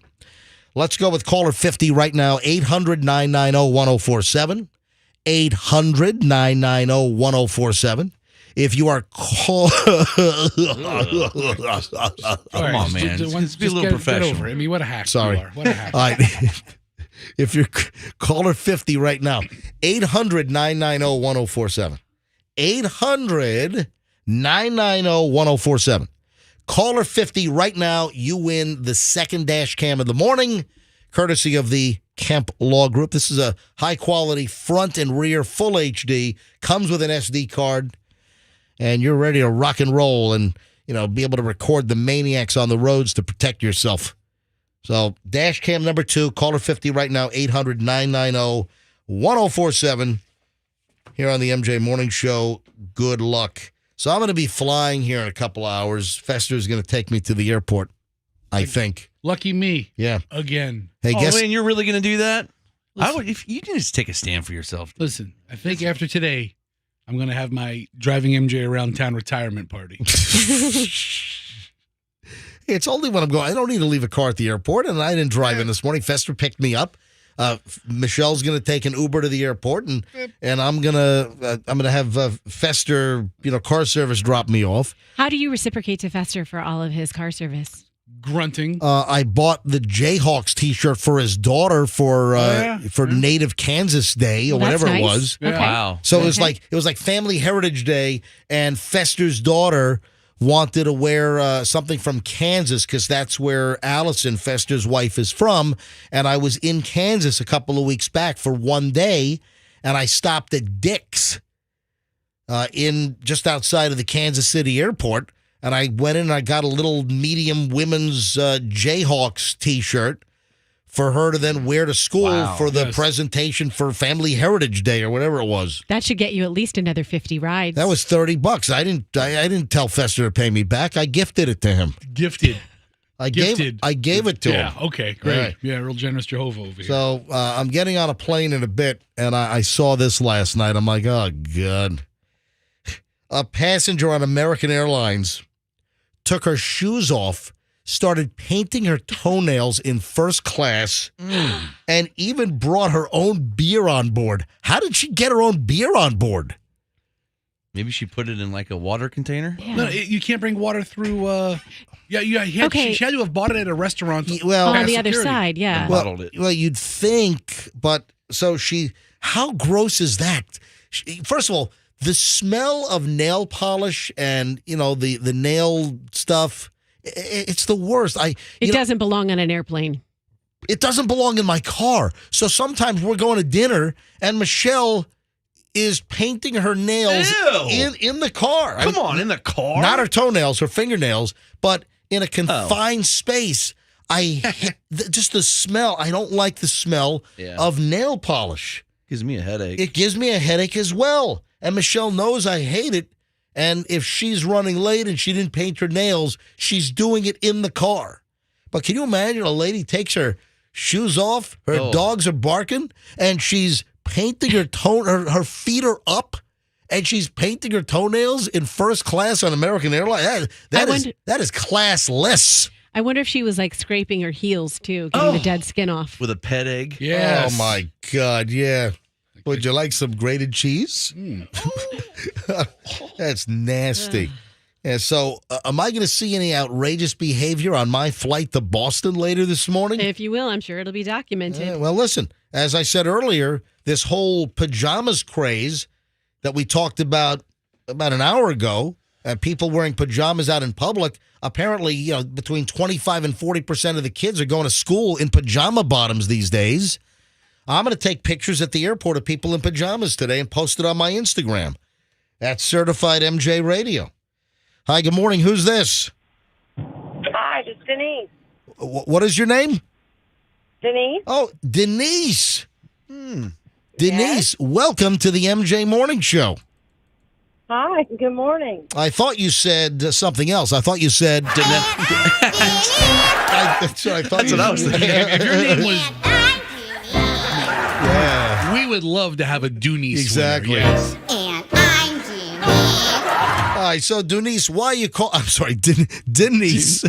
Has anybody ever called you Denise? No.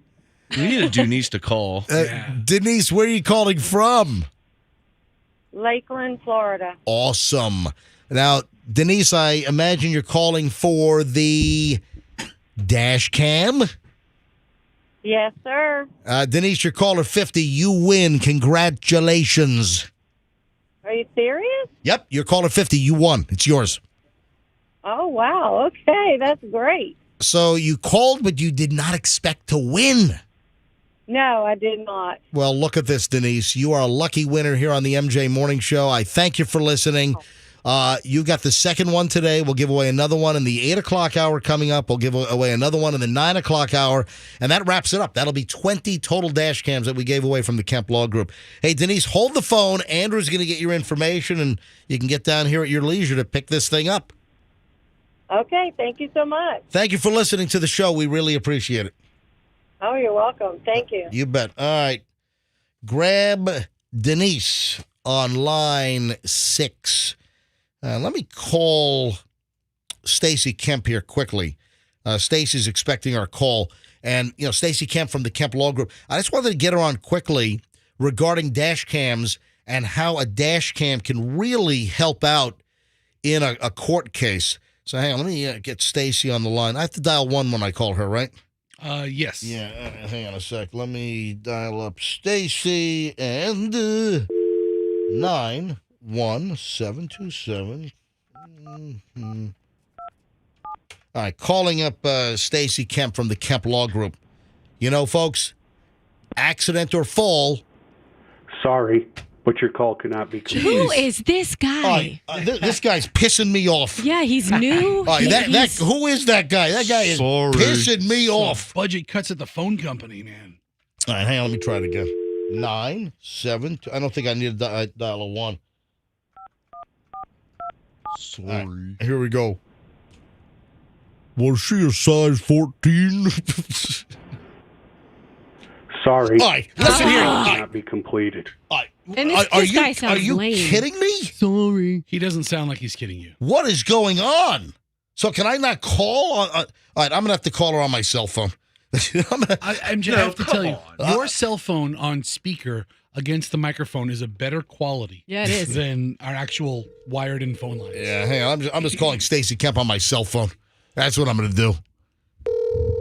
That sounds pretty good, actually. I'm just holding my cell phone up to the microphone. Hello? Stacy! Oh, MJ. Hi, how are you? Hey, I'm doing well. Hey, we just gave away a dash cam thanks to the Kemp Law Group. Good job. So that's how many this week? That would be 18, and then next hour we'll give away 19, and then, it's 8 o'clock now, so now it is the next hour. So we'll give away 19, and then in the 9 o'clock hour, we give away number 20. That's awesome. So is everyone calling in? Is everyone excited about them? Oh man, Stacy, the response for these dash cams, it's like we're giving away a new house. I mean, people love. I'm serious. She's on the air, right? Yeah, yeah. People love these things. All right, so Stacy, I wanted to have you on the show this morning because you've seen cases where a dash cam makes a big deal in winning a case, right? Oh, absolutely, all the time. And now even more important because the legislature just passed laws this year where if you're more than 50% at fault, your claim is now completely banned. Oh, really? Yeah.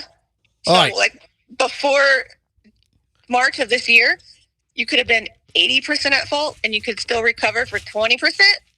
But now, if you're 51%, you can't recover the other 49. Wow. Now, can you recall a case where the dash cam made the whole difference, or, you know, you had that moment where you play the dash cam footage and it was like the total case winner? Yes, actually. And sometimes I'll get dash cams like in the weirdest way too. So dash cams are important for any liability case where it's he said, she said, you know, I had the green light or I had the green light, right?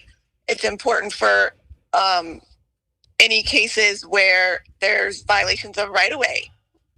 It's important for cases where you're like changing lanes and you're merging lanes into each other. So I had a case once where we couldn't prove who was at fault. You know, we're looking everywhere. You know, we always try to find video or in surrounding areas and things like that. We found the accident on YouTube. Oh, wow. So somebody else posted it on YouTube. Wow, somebody with a dash cam that was not related to the accident posted the accident on one of those YouTube channels. And and it was that accident, you were able to use that footage to prove your client was not liable. Yes, it was crazy. Oh, wow. I couldn't believe it. You know, it's pretty funny because you have those YouTube channels where people put, compilations of dash cam footage and accidents together. There's even an accident that occurred somewhere in Pinellas County where the MJ Morning Show is playing on the radio inside the car that gets smashed into by a truck. Right? Yeah. So, yeah, it's crazy. Sometimes you can get them in the wildest ways, but that was my craziest story because it helped so much prove that the car ran a red light, and that's why my client hit them. So that is awesome. Hey, Stacey, thanks for coming on. Thanks for sponsoring this deal. Thanks for picking up the tab on all these dash cams that we've been giving away. We've got 2 more this hour, 1, and then the final one we'll give away in the 9 o'clock hour. Stacey, thanks to the Kemp Law Group. I appreciate it. You got it. My pleasure. Have a good day, guys. You too. All right, so Froggy, that was on my cell phone, folks, because I could not dial out. Some dude is coming on. Yeah, sorry, phone's not working. Call can't go through. It sounded better that way. Man, I have no idea who that was. All right, so Froggy, I'm going to let you decide here. Would you like Hal Herman to do headlines first, or would you like to do the Hal Herman Christmas CD audition first? Oh, man, I don't know. It's up to you. I mean, it's your show. You are the one. I mean, we could take a vote. All right, come on. Which would you rather do first? We can get headlines out of the way. Yeah, I think headlines first, and then the performance after. Let's go. MSNBC has crabs. Hal Herman has the real news. Hal Herman headlines. Because Hal Herman is on. Oh, man, I screwed all that. I hit it too early. I'm sorry. Hang on, one more time. What the hell are you doing to my goddamn freaking open? You stupid idiot. I'm sorry. God, man, play it right. Introduce me. I'm sorry. Making me look like about 100 yards of horse's ass. All right, I hit 2 of the things accidentally at once. I'm sorry. Hal has high standards. Herman headlines. Do it live. Because facts matter. Hal Herman is on your side. Your side. Ladies, how's it going? We'll do it live. Good to see you. I'm in a great mood today. I'm ready to do some headlines. Ladies and gentlemen, yes. Hal Herman headlines on the MJ Morning Show. Yeah. Got a lot of breaking news stories here, and all of them are true. As you know, 100% true, nothing but the facts. All right, Hal Herman headlines, what do you have? Hal Herman headlines, here we go. Everybody knows this new young actor, Leonardo DiCaprio. Never heard of him. Hot new actor. Celebrating his birthday. Yeah. Many celebrities, his 29th birthday. Many celebrities. 49. Oh, but, must be a time. Yeah, and he's like a taking Hollywood by storm right now, right? Yeah. Well, he's a new young actor, and Many celebrities were at his party, but it was very cool. He had 3 young actors as sushi models. You know when they lay out naked and they put sushi on you?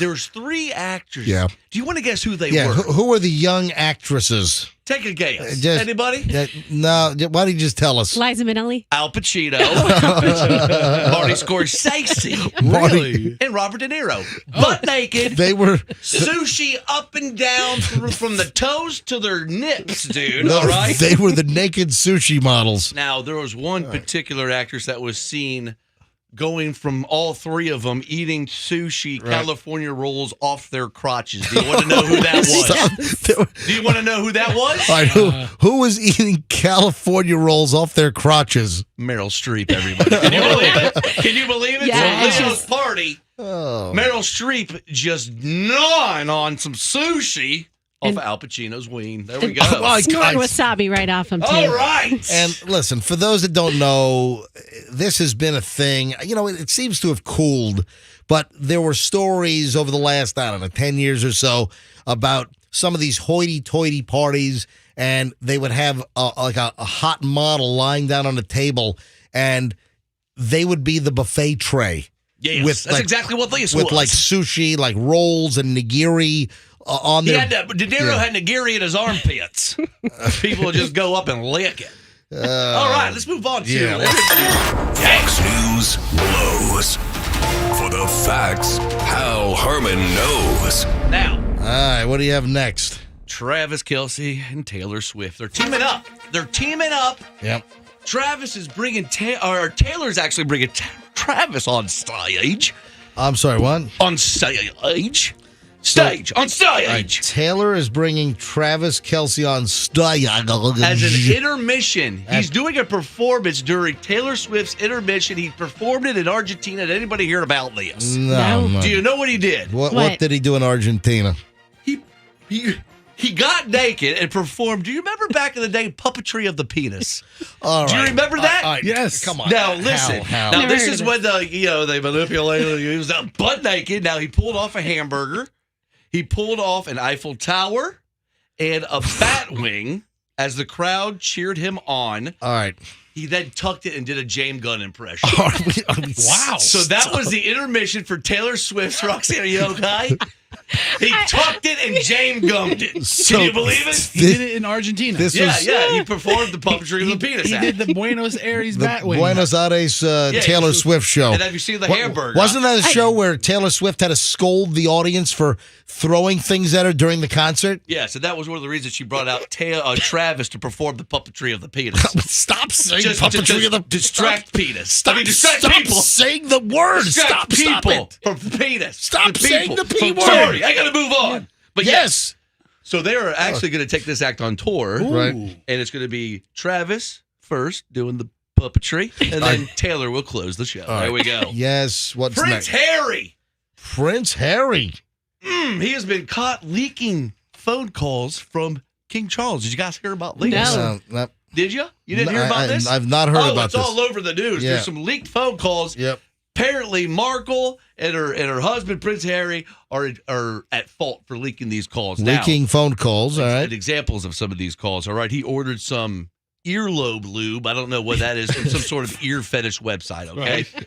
He called and ordered 100 feet of link sausage, 1 foot each. I don't know what he needs that for. He also made various calls to a ferret farm. Did you know that? Wow. He only wants newborn ferrets. He orders about 5 a week. I don't know what that's all about. Prince Charles orders 5 ferrets a week. From ferretfarm.com. And 100 feet of link sausage. And he updated a registration for flingsforkings.com. And finally, he ordered a razor called the Red Ripper. And it's meant for red-headed women. Who have giant red. I don't know. It's bushes, I guess. All right. No, did you dump that? But you know what I'm saying. I just dumped that. Yeah, we know exactly what you're saying. You said it. No, I'm not sure what he might need that for. Dude, I just dumped that off of the broadcast. I'm not sure what he might need the Red Ripper for. I don't know. But apparently he knows somebody with enormous amounts of red hair. I'm cutting this off right now. All now. right, one more story. One more. Oh, Matthew Perry's toxicology report has come out. Did you guys hear about this? No, it is not out yet. Yes, and nothing too crazy was found in his system. That's very important to go. But I'm going to go give you a list of just a couple of the things that are found in his system. Yeah, right? yeah. Matthew Perry's toxicology report. I have it first. Yep. There was some weed.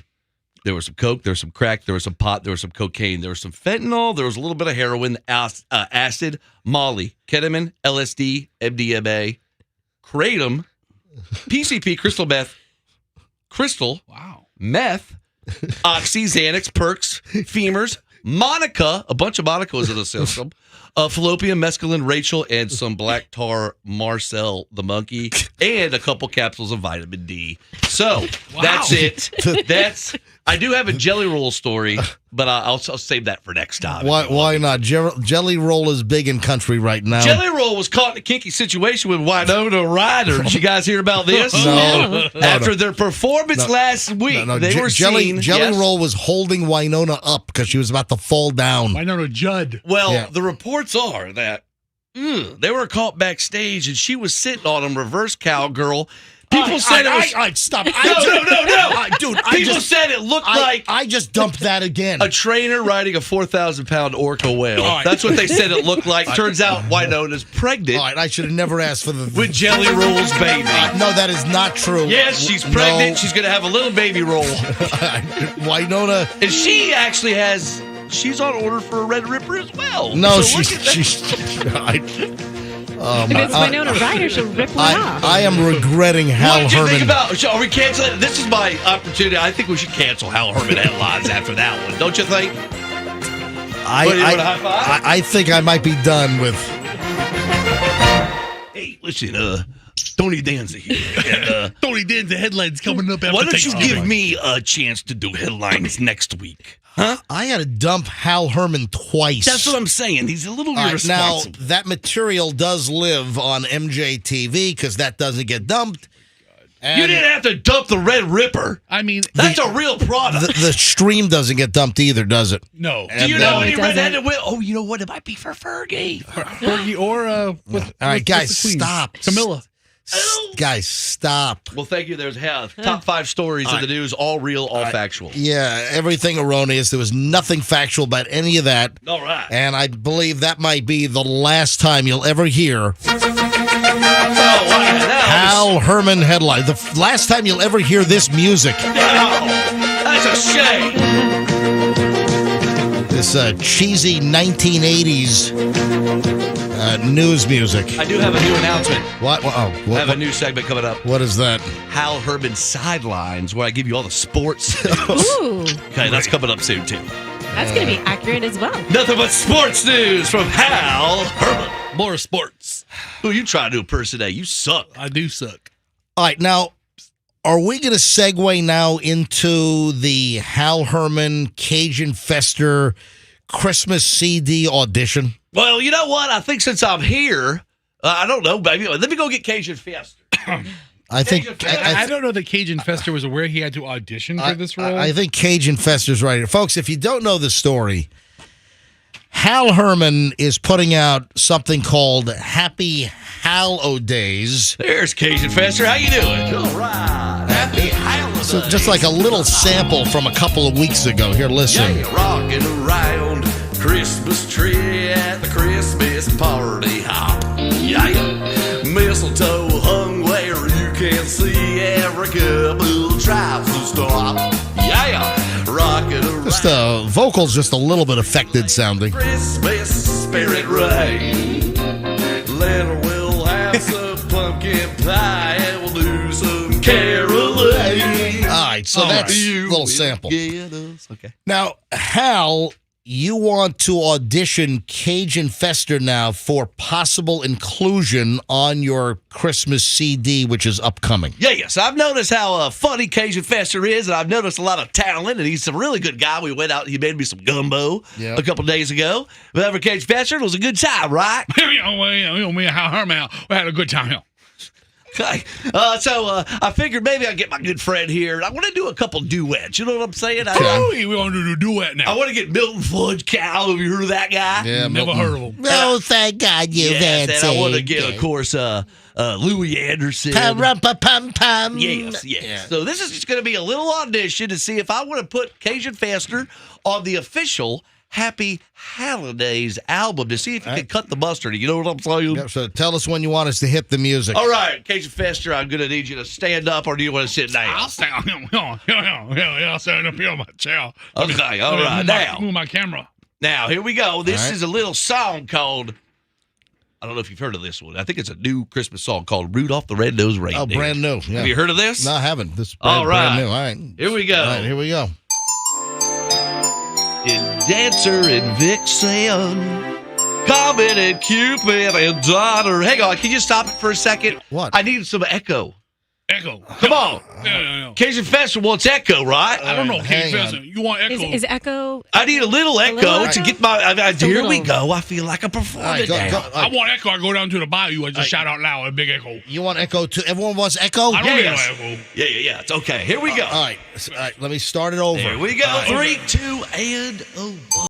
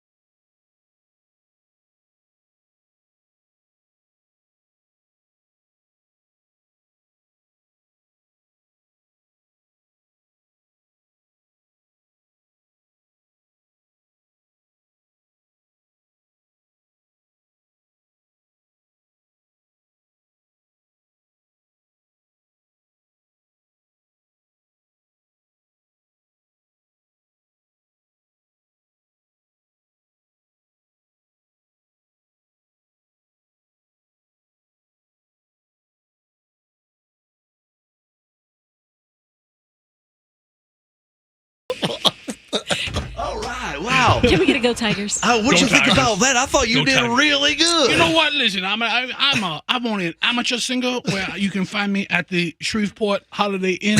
Wow, yeah. Shreveport Holiday Inn. I mean, what'd you guys think, Chuck? Lounge occasionally. Now, my brother did like a year at LSU during his medical training. Go Tigers. And I'm going to tell you right, Shreveport is a dump. Hey, listen. Hey, the only thing worse than Shreveport is Bossier City. You know what we should do?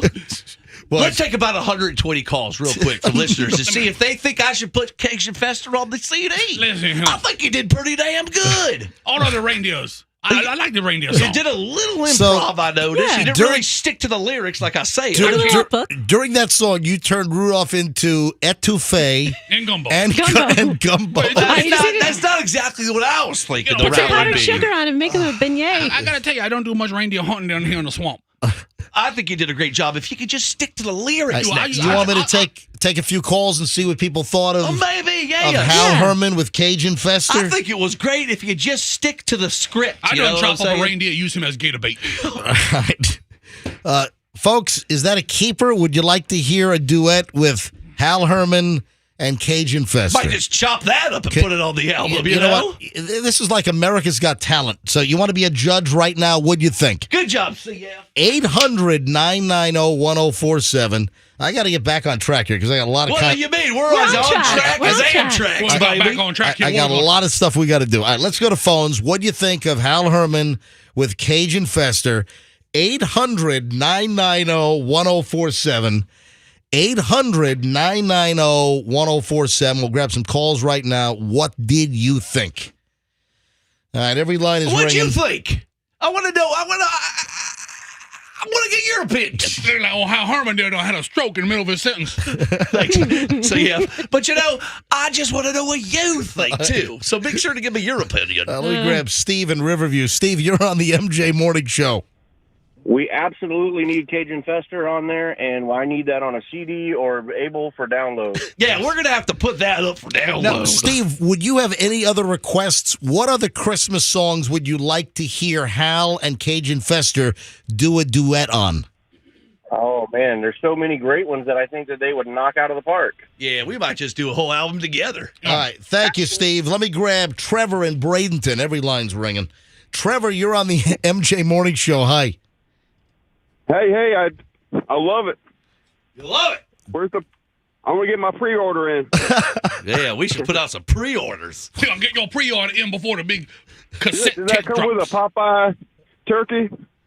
Does it come with a Popeyes turkey? I tell you right now, you get your turkey fried for Thanksgiving there at the Popeyes. Losing in the kitchen. Trevor, thanks for the call. We should perform in front of a Popeyes. James is next on the MJ Morning Show. Hi, James. Hey, how's it going? That was awesome. You guys need to put that out. And I want to know where I get some of that Rudolph gumbo. Right now. I'm very concerned about how many men are liking this. I sure could use some approval for some ladies right about now. Here come the women. Christy is in Temple Terrace. Hi, Christy. Hi, how are you? What do you think of Cajun Fester and Hal Herman? Oh, I love it. I think we need more new Christmas music out there, so I'll definitely get a copy, but I'm a fan. Thank you, Christy. Michelle is in Lithia. Michelle, you're on the MJ Morning Show. Hi, Michelle. Hey, how y'all doing? We're doing well. What do you think of that? Oh my gosh, my daughter's words, Teresa, said it was brilliant, but we need more cowbell. More Cajun cowbell. You know, those stupid Kelsey brothers are #1 with their Christmas album. We're going to take them down. Yes, you are. We're going to take those punks down. Oh, Kelsey brother, kick them in the nuts. You know, we had some cowbell in here. We had those raised cowbells. Yeah, where'd they go? I stomped them with my feet. I did. There's the handle right there. Oh, where's it? Look in the corner. There's the handle in the windowsill. Oh, there is the handle. Good odds, Cajun Fester. I snapped the handle off. I can spot a cowbell handle or a gator on the swamp. Thank you, Michelle. Rhonda's in just a couple more calls. I got to move on. Yeah, thanks for the support. Rhonda, Newport Richie. Hi. Hi, so nice to talk to you. Nice to talk to you. What do you think of Cajun Fester and Hal Herman? I about peed my pants. I'm sorry. I'm on my way to work. That was the funniest thing I've ever heard. Wow. Well, thank you for that. I must tell you. You're welcome. Hearing stories about women losing their bowels was the highest compliment you could possibly pay. Thank you, Rhonda. Thank you. Chris is in Brandon. A couple more. That's it. I got to move on. Chris is in Brandon. Chris, you're on the MJ Morning Show. Hi. Good morning, guys. How are you today? We are well. All right. Happy Friday. Happy Friday. To get my pre-order in. Yes. First of all, we need to do the song "Baby It's Cold Outside." Oh. Yeah, that's kind of like the inappropriate kind of song. So we need that, but also add Milton in there. So Cajun Fester, obviously Hal. Oh, thank God you've answered, little Milton Fludge Cow. Amazing. I'll have to audition this little guy. All right, thank you, Chris. All right. I can't shake the phones here. Cajun Fester, you might be in, buddy. Maybe next week we do Cajun Fester headlines. Dorothy's in Newport or in Port Richey. Hey, Dorothy. Hey, yes, keep them on. I never laughed so much. I love your show. Keep them on. Thank you, Dorothy. Well, you're going to fire us.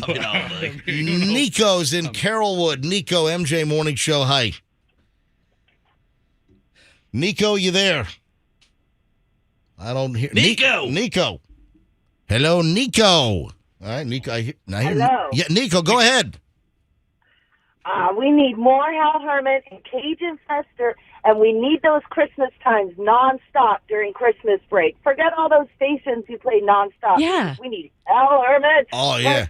You know, nonstop. I mean, the stations that have already gone Christmas, like Labor Day weekend, oh my God. The same old Christmas songs. We need to do just all new takes on the classics with Hal and Cajun Fester. That's right. We'll pump out 50 songs. Be a new sing-along. Yeah, absolutely. Thank you, Nico. All right, last call.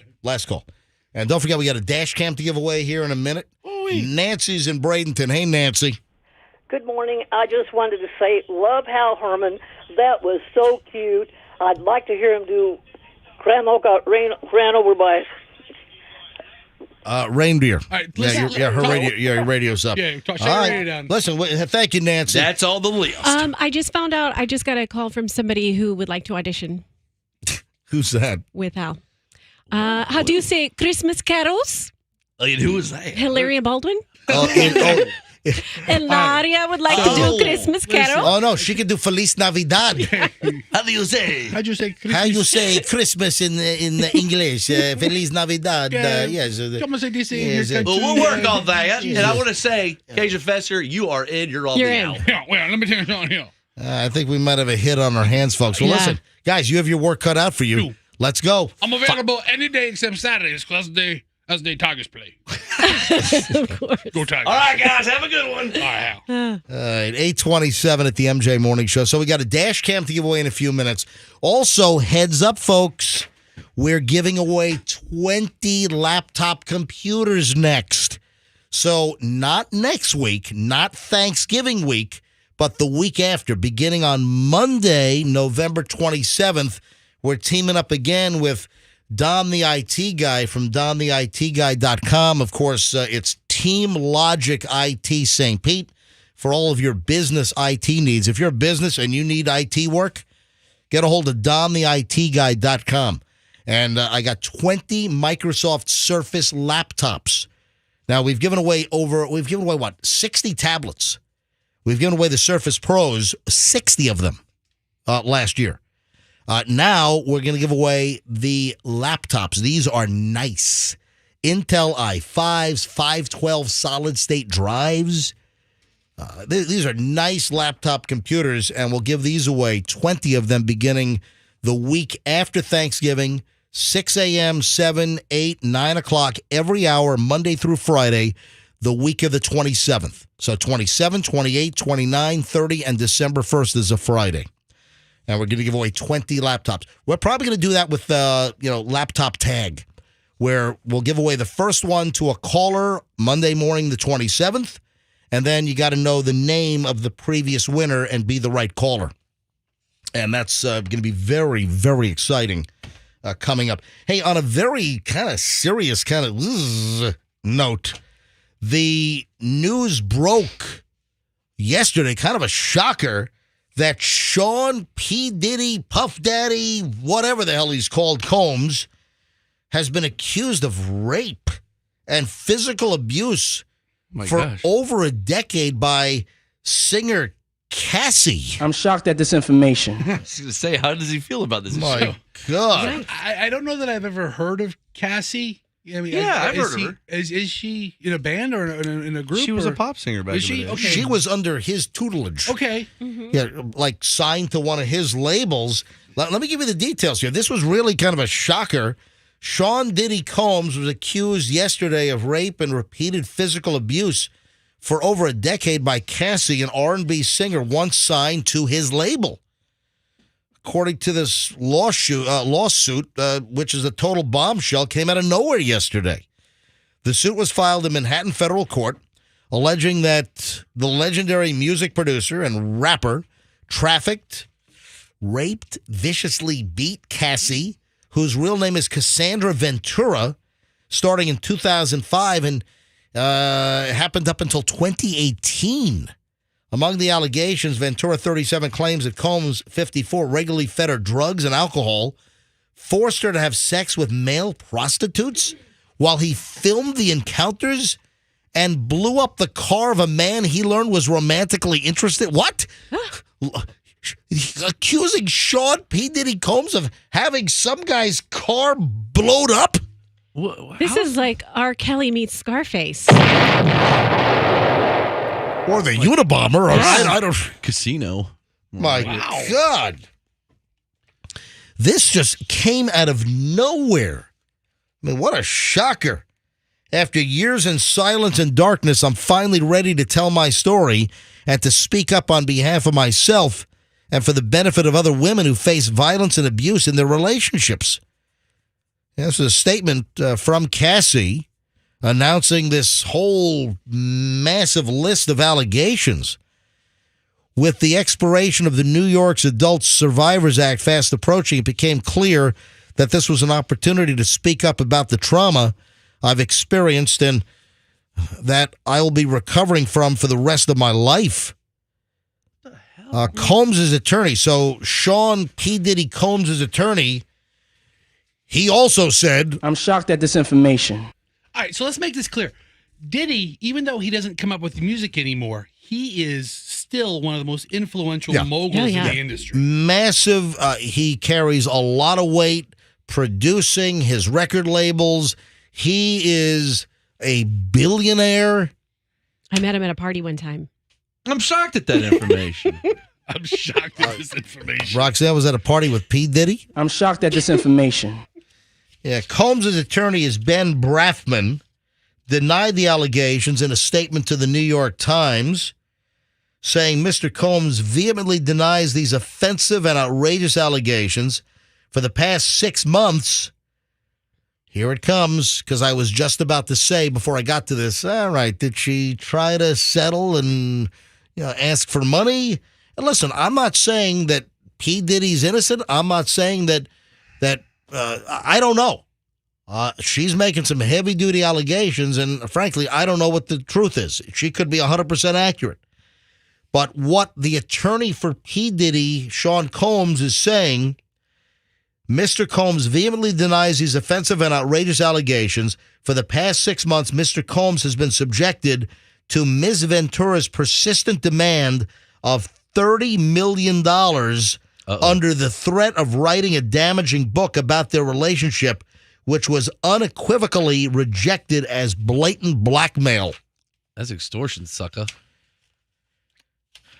And let's see how this plays out. I mean, I don't know. Yeah, they had an on and off public relationship. Started shortly after meeting in 2005 when she was just 19. He was 37 at the time. Then Combs signed Cassie Ventura to Bad Boy Records. Subsequently, threw her into the fast-paced and drug-fueled lifestyle. She had substance abuse issues, according to the complaint. So that story just boom. This is going to get ugly. Out of nowhere. And, I was wondering, was there like a request for money? And that's the claim. So you got the lawyer for Sean Combs saying, tried to extort $30 million. Hey, that might be true or false. Her story might be completely true, or it might be totally false, or it might have portions of truth in the story. Who knows? But anyway you slice it, kind of a shocker. All right, those stories that pop up and it's like, oh, new hack for this, new hack for that. Or a life hack or a work hack. Clickbait. They are. They're clickbait stories, but the reason why I want to drill into this for a second is because a lot of these stories that are popping up on Instagram Reels or the Chinese communist TikTok, people are craving content. And you know what? Are there any new ideas out there other than what we do here on the MJ Morning Show? I mean, I never heard of a Cajun festival before. I mean, you want to talk about originality and new ideas? I got one Cajun festival. I heard an original bit the other day. I forget the name of it. Was it Hal Herman headlines? I ain't never heard of that before. War of the something. War of the Roses. Yeah, that's a real I think that's a new and upcoming bit Hal was telling me about. Tell you what's happening on Saturday, Tiger Stadium. It's going to be War of the Tigers. I've got two items I wanted to mention here that, again, everyone's craving content. Everyone's trying to produce. Everyone wants to be the next content creator with, 6 million hits on one of these social media platforms, blah, blah, blah. Not everybody can go to Walmart and harass the employees. One of the things I saw, oh, really? I saw this original thing on Instagram with his local, very short radio DJ. So I was going to the Walmart giving people hard times. It's on his Instagram. That's some original stuff. Very original. One of these hacks, which has been around forever, being presented like it's some kind of genius, brand new scheme, is how to get fresh McDonald's French fries every single time. Okay, so here's the thing about these hacks. Oh, Once man. you hear it, it's old news, but it's new to people hearing it for the first time. This was old news 30 years ago. I used to do this when I was a teenager. When after school, after we'd leave like Independence Junior High School, or when I was at Bayside for a little bit before I moved to Cox after the first semester. Well, my friends went to Bayside. Yeah, okay. Yeah, from Saved by the Bell. Yeah, Zach Yeah, and that's Kelly. what I Zach and thought. Kelly All right, this hack has been around forever. We were doing this in 1982. What is it? I can't think of. I've never done it. So if you want fresh McDonald's French fries, it's always been known, do this. Do this every single time. Oh, you know it. You think I don't know This is brand new. All right, Fester, if you want Yeah. fresh out of the fryer McDonald's French fries every single time, what do? No salt. Exactly. That is 100% right. Because if you look at the fry guy, they take the salt fries it. out of the basket, and then he has like that very large-looking white plastic salt carriage. He just rocks over it back and forth, and he salts the whole big load. Right. So here's what they do. If you want no salt fries, you order them. They have to drop a basket of fresh fries. And then what they used to do is they would take the paper placemats for the tray.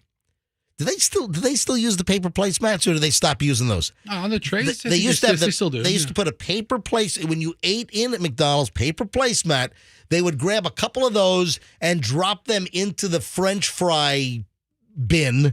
So to protect the fries, they dump the fries in and then scoop them off the paper. No salt, and that's the hack to get fresh, hot French fries every single time. And it's popping up on these social media reels and TikToks, and it's not new. We were doing this when I was a kid, when I was 16 years old or 14 years old. All right, that's number one, which it's not new. It is old. All right, here's the next one. Oh, my. Warning. So this is a big old warning. Social media warning. All right, this has also been talked about for decades, and it's being presented like this is brand new. This is happening. Be very careful. This could be a foretelling that your home is going to be broken into. And it's the sticky tape, scotch tape trick. Yeah, so this is circulating as well. I've seen this pop up in my reels. I'm sure it's showing up on TikShmuck, but I'm not on TikTok because if you have TikTok on your phone, the Chinese commies are spying on you, man. They're ripping off your contacts. They're ripping off everything. They got your banking information. They're going to drain your account 3 o'clock today. All right, get it off your phone. Anyway, so this particular story, which has been around forever, is the sticky tape. Be very careful. Check your door to see if there's a piece of tape put across the door, then on a right angle to the door frame. So imagine on the door, then making the right angle turn, and then it's up against the frame. And the story is that crooks or thieves will put some tape on your door as a determination if anyone is home, meaning that if they place the tape and the tape is not disturbed, nobody's opened the door? Yep. So if the tape is undisturbed, it means no one's opened the door and maybe no one is home. And if you check for a couple of days, maybe they're out of town. Oh, that's going to be a ripe house to break into with the tape trick. Again, this story's been around for a long time, and this is more urban legend than reality anyway.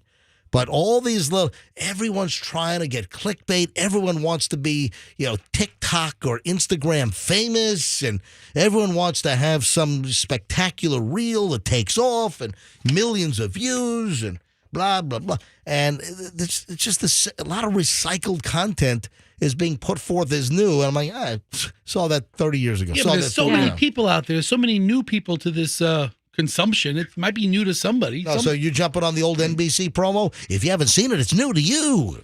Yeah. NBC Thursday. Yeah. Actually, Thursday on NBC. Yeah. If you haven't seen it, it's new to you.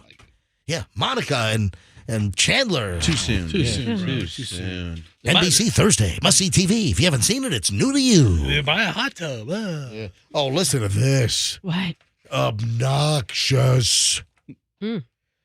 Restaurant owner is guilting diners in his restaurant, guilting them into not ordering tap water.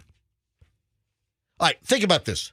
How could a restaurant owner guilt the diners, the customers in the restaurant? How could they guilt them into not ordering tap water? Obviously, the restaurant owner wants them to buy bottled water. Because, listen, I'm going to let you in a little secret here. Listen, restaurants deserve to make a profit. I mean, they work hard, the preparation, the overhead. Listen, restaurants deserve to make money. But in most cases, I'll just give you an example, a bottle of Pellegrino or, a bottle of Pana or, whatever.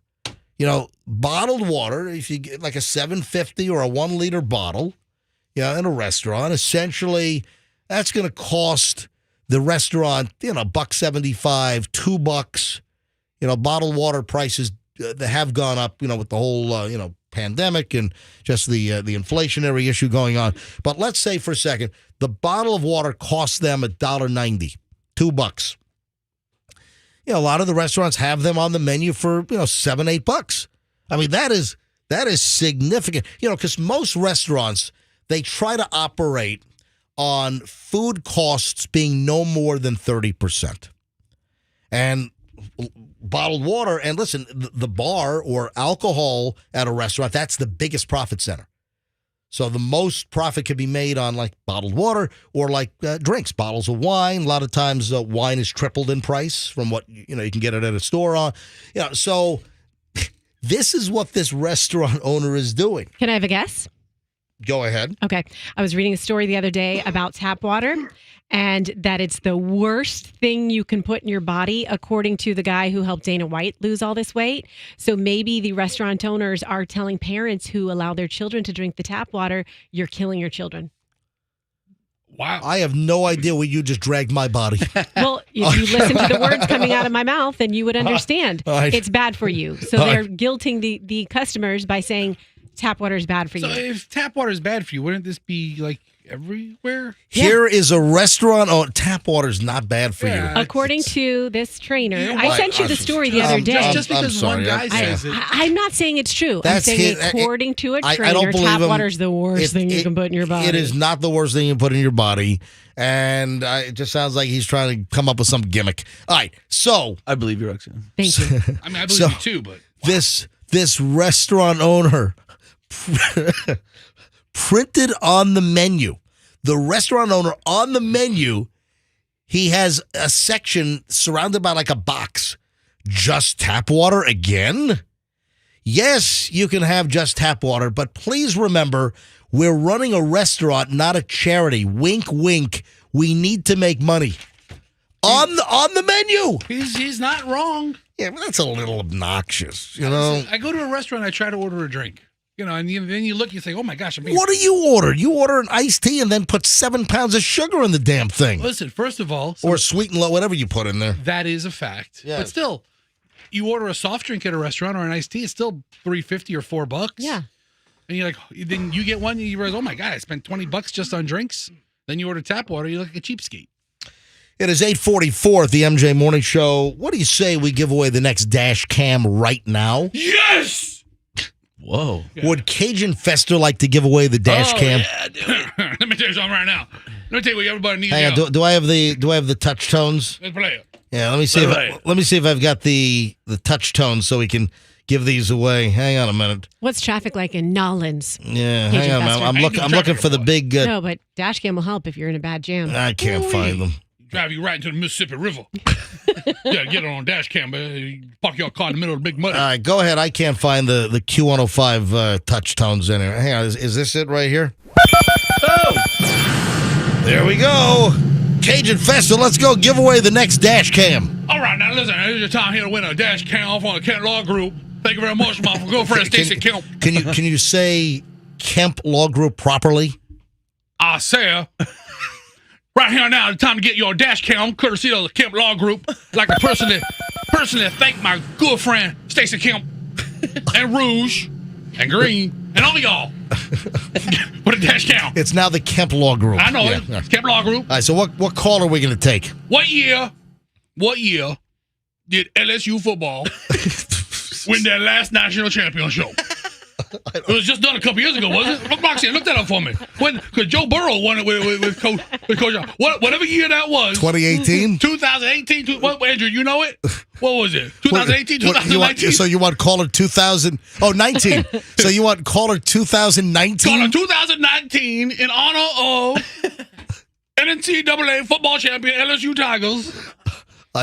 No, we're not taking caller 2019. Let's take caller 105. No, that's too long. Damn it. How about caller number 5? No, that's too short. How about caller 50? How about caller 50? That sounds fantastic. All right, what's the number? 1-800-990-1047. What is that? I said it was 1-800-990-1047. You call here the MJ Morning Show. We have to talk Cajun Festival. Let me translate that. Caller 50 right now for a dash cam. That's what I said. 800-990-1047. Holy boy, you don't understand good English and Creole. Yeah, it's not 104. No, it's sure. Just occurred to me that Cajun Fester probably loves the Kemp Law Group's previous name, Kemp Rouge, Baton Rouge. Baton Rouge. Kemp Baton Rouge and Green. Yeah, It's pretty funny. You funny little lassie, you know that? Caller 50 right now, 800-990-1047. And you have dash cam number 3 today. And then we'll give away the final dash cam next hour in the 9 o'clock hour. So stand by. Have you seen what Roxanne wearing today? She wearing a dress with a slit so long, her leg looking like the Mississippi River coming right down through New Orleans. I tell you what. Ooh-wee. She's got the big Mississippi Delta going on up in there. She looking fine with that. All up and through that thing. All up and through it. Never heard my legs described as a body of water. Not just any body of water. The mighty Mississippi. Are you wearing a long slitted dress today?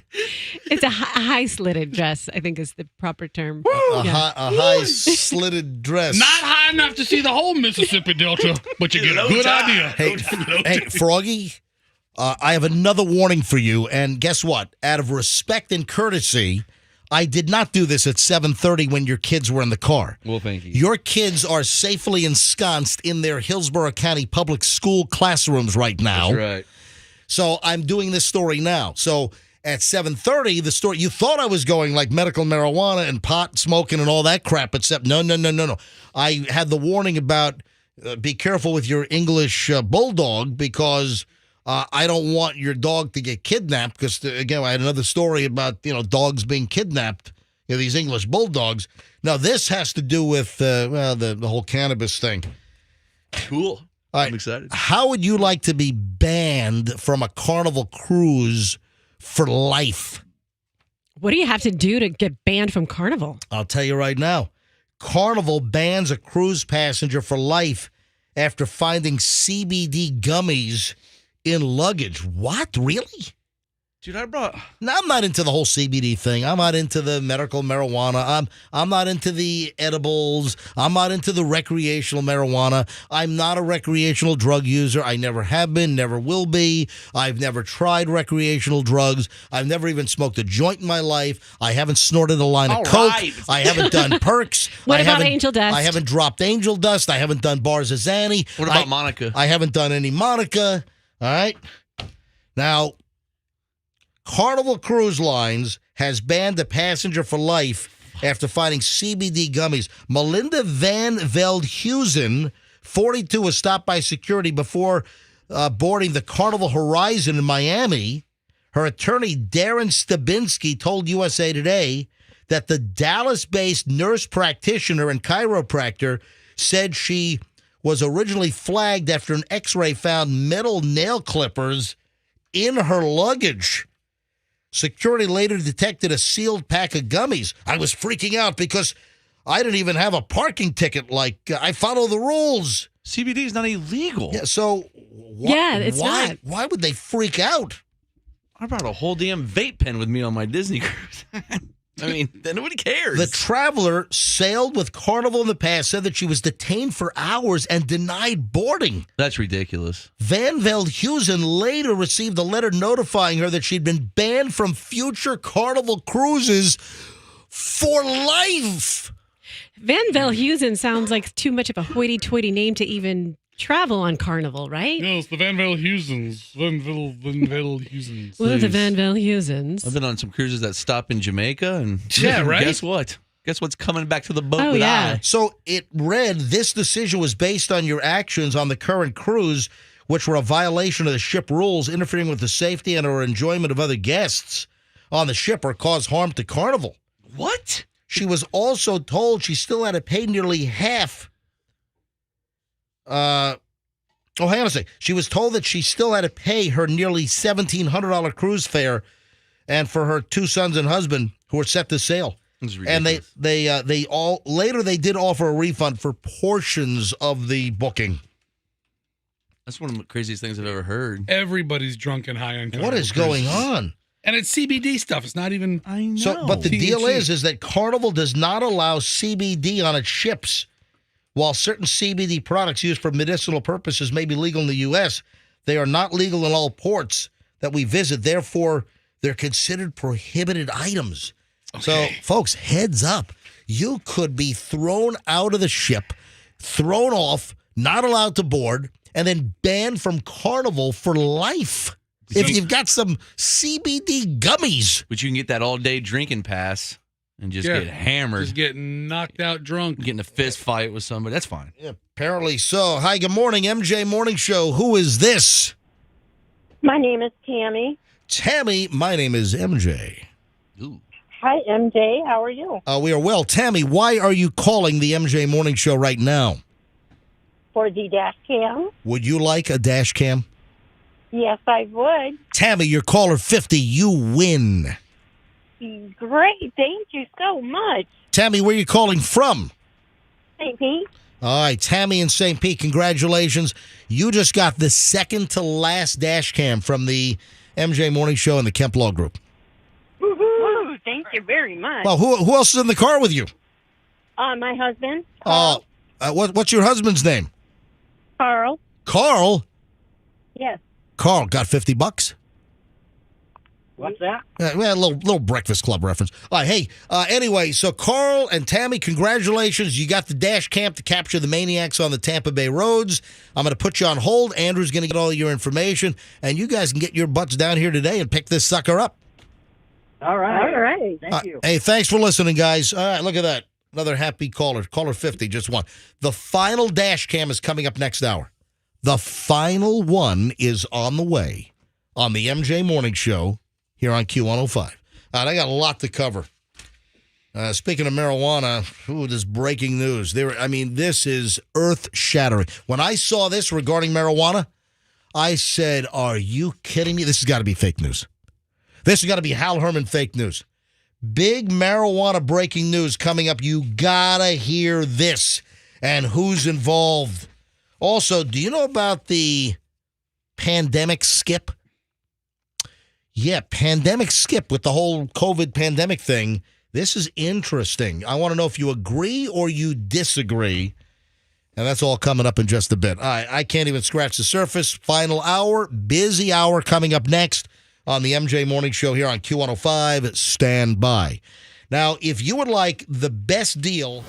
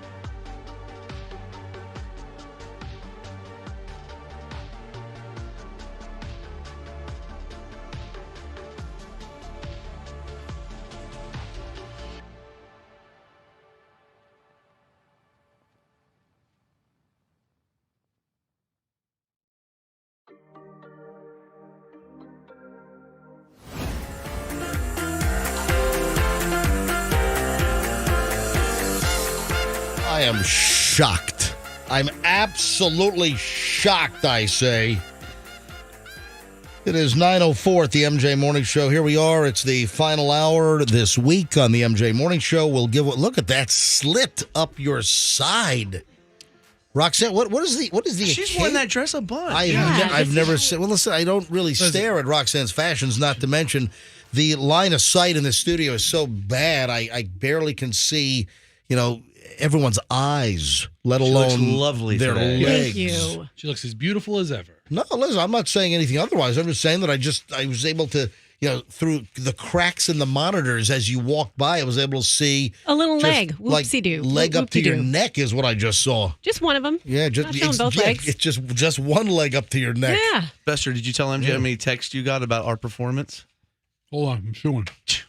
What are you chewing? He got like 100 texts about how great Cajun Fester did. My personal text. Yeah. 813-310-8444. which only I check, is in the cell phone that's in my hand. Mm-hmm. MJ, we got like 180 texts about Cajun Fester and Hal Herman doing real. We got to put that on the site. I'm telling you right now, I just got notified by Mark Maynor, Magic Mark. Oh, yeah? He wants you guys to come to his studio and let him produce the stuff. Oh, boy. That's, talk about trying to squeeze into something that's going to blow up.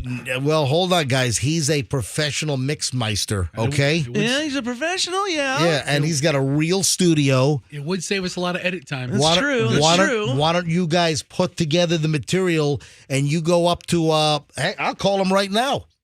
Hey, go to him. I'm telling you. We can go next week. I'll hook you up with Mark Maynor. And you bang out like a whole album in a day? Bang out a whole album, get the whole thing written and done.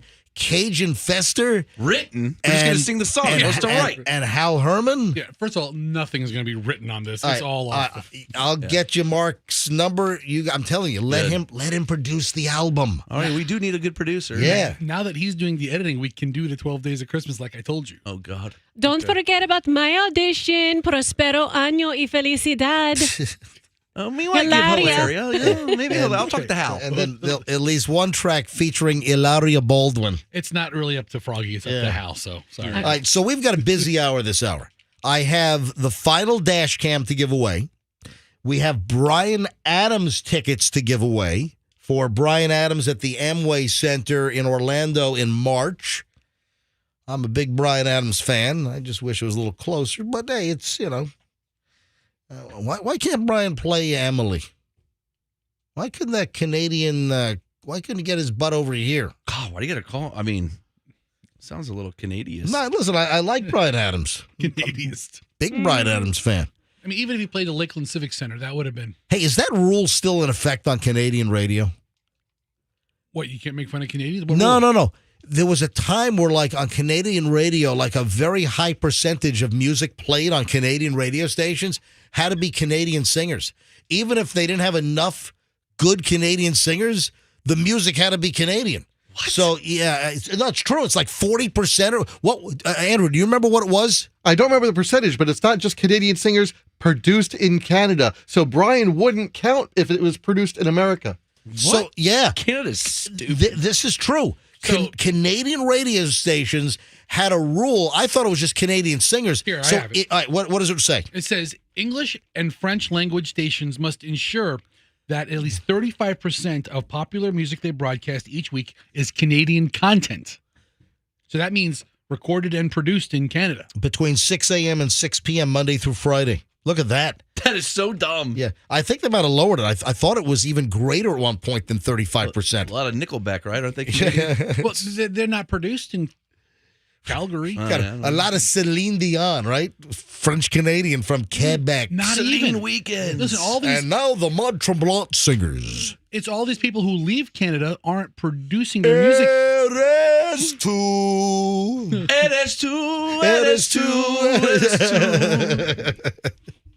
Como se llama?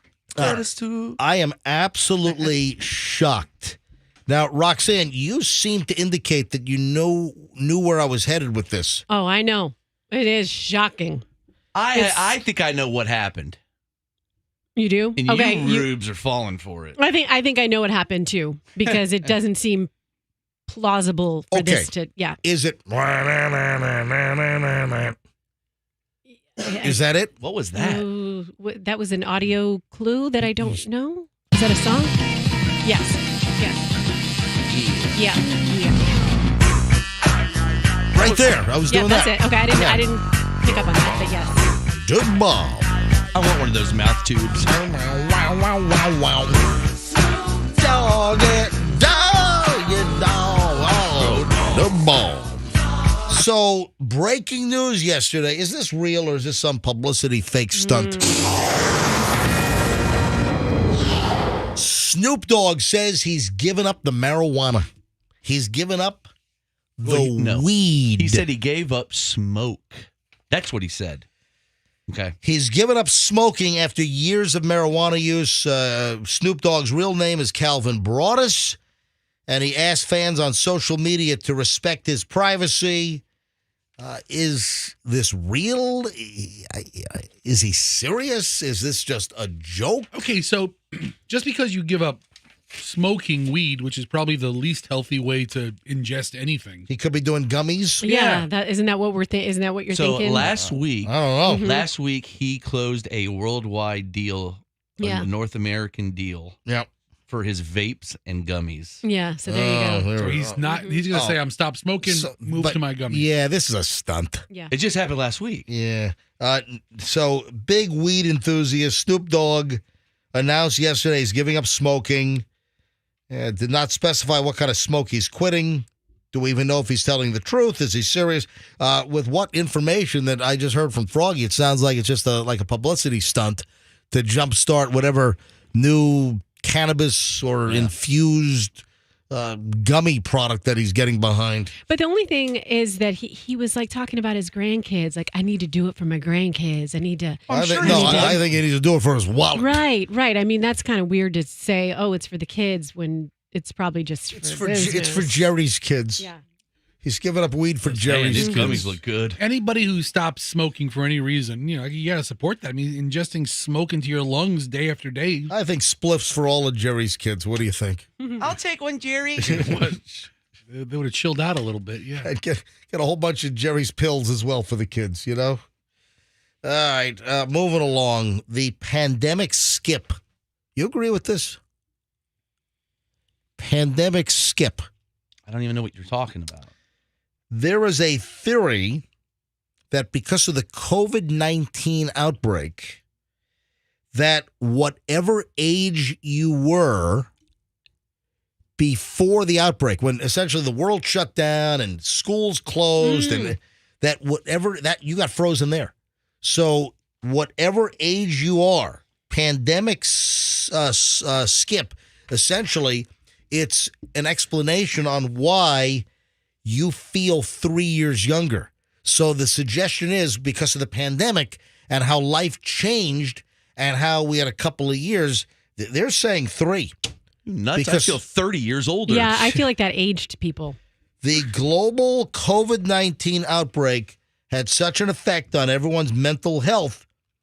We do know for a fact that kids struggled in school. Kids really went backward. Test scores hit the skids. Yeah, well, I see that's what I would think the pandemic skip would be. Like, if you were in 3rd and 4th grade when it happened, then you might ought to go back and repeat those grades because you're doing everything from home and nobody learned anything. Young adults say that their maturity has been stunted, and it's called pandemic skip. And the definition is whatever age you were when the pandemic started, that's where you are mentally. Because you had 3 years that were essentially wasted. 3 years. Just. I mean, I don't know. It looks like an excuse for wasted years. Yeah, I agree. So I'm 40 again? Hey, don't. Yeah, there you go. Sweet. I think when you become famous, the age at which you become famous, you stop aging and growing mentally. So when you were like 20? Yeah, I mean, so yeah. So MJ, how old does that make you? MJ wishes he was famous. No, nobody else buys that. Rox. 54. Actually, I know some famous people who I told my theory to, and they totally buy it. So in your face. This is one of them named with Barrick Beater. Yeah. He's like, yeah, I remember when I picked up a bat when I was 6. I haven't developed it all since then. No, the point at which you become famous. Like stratospheric fame. Everybody makes in Kalamazoo knew me. Will you listen to my theory? This makes a lot of sense. If someone has like incredible fame, they never have to negotiate with anyone. They never have to be nice to anyone. Everyone caters to them. Everything's thrown in their lap. Yeah, so you don't grow from an emotional standpoint. You know what it is? The people that don't need free stuff get all the free stuff. It's why Britney still acts 17. Exactly. Thank you very much. A great example. Thank you so much. It's called emotional maturity stopping point. Well, it's about time. Tampa's going to crack down on the e-scooters. I mean, how long have I been saying those things are a menace? They're strewn all over. I've seen them left in the middle of streets. Yeah.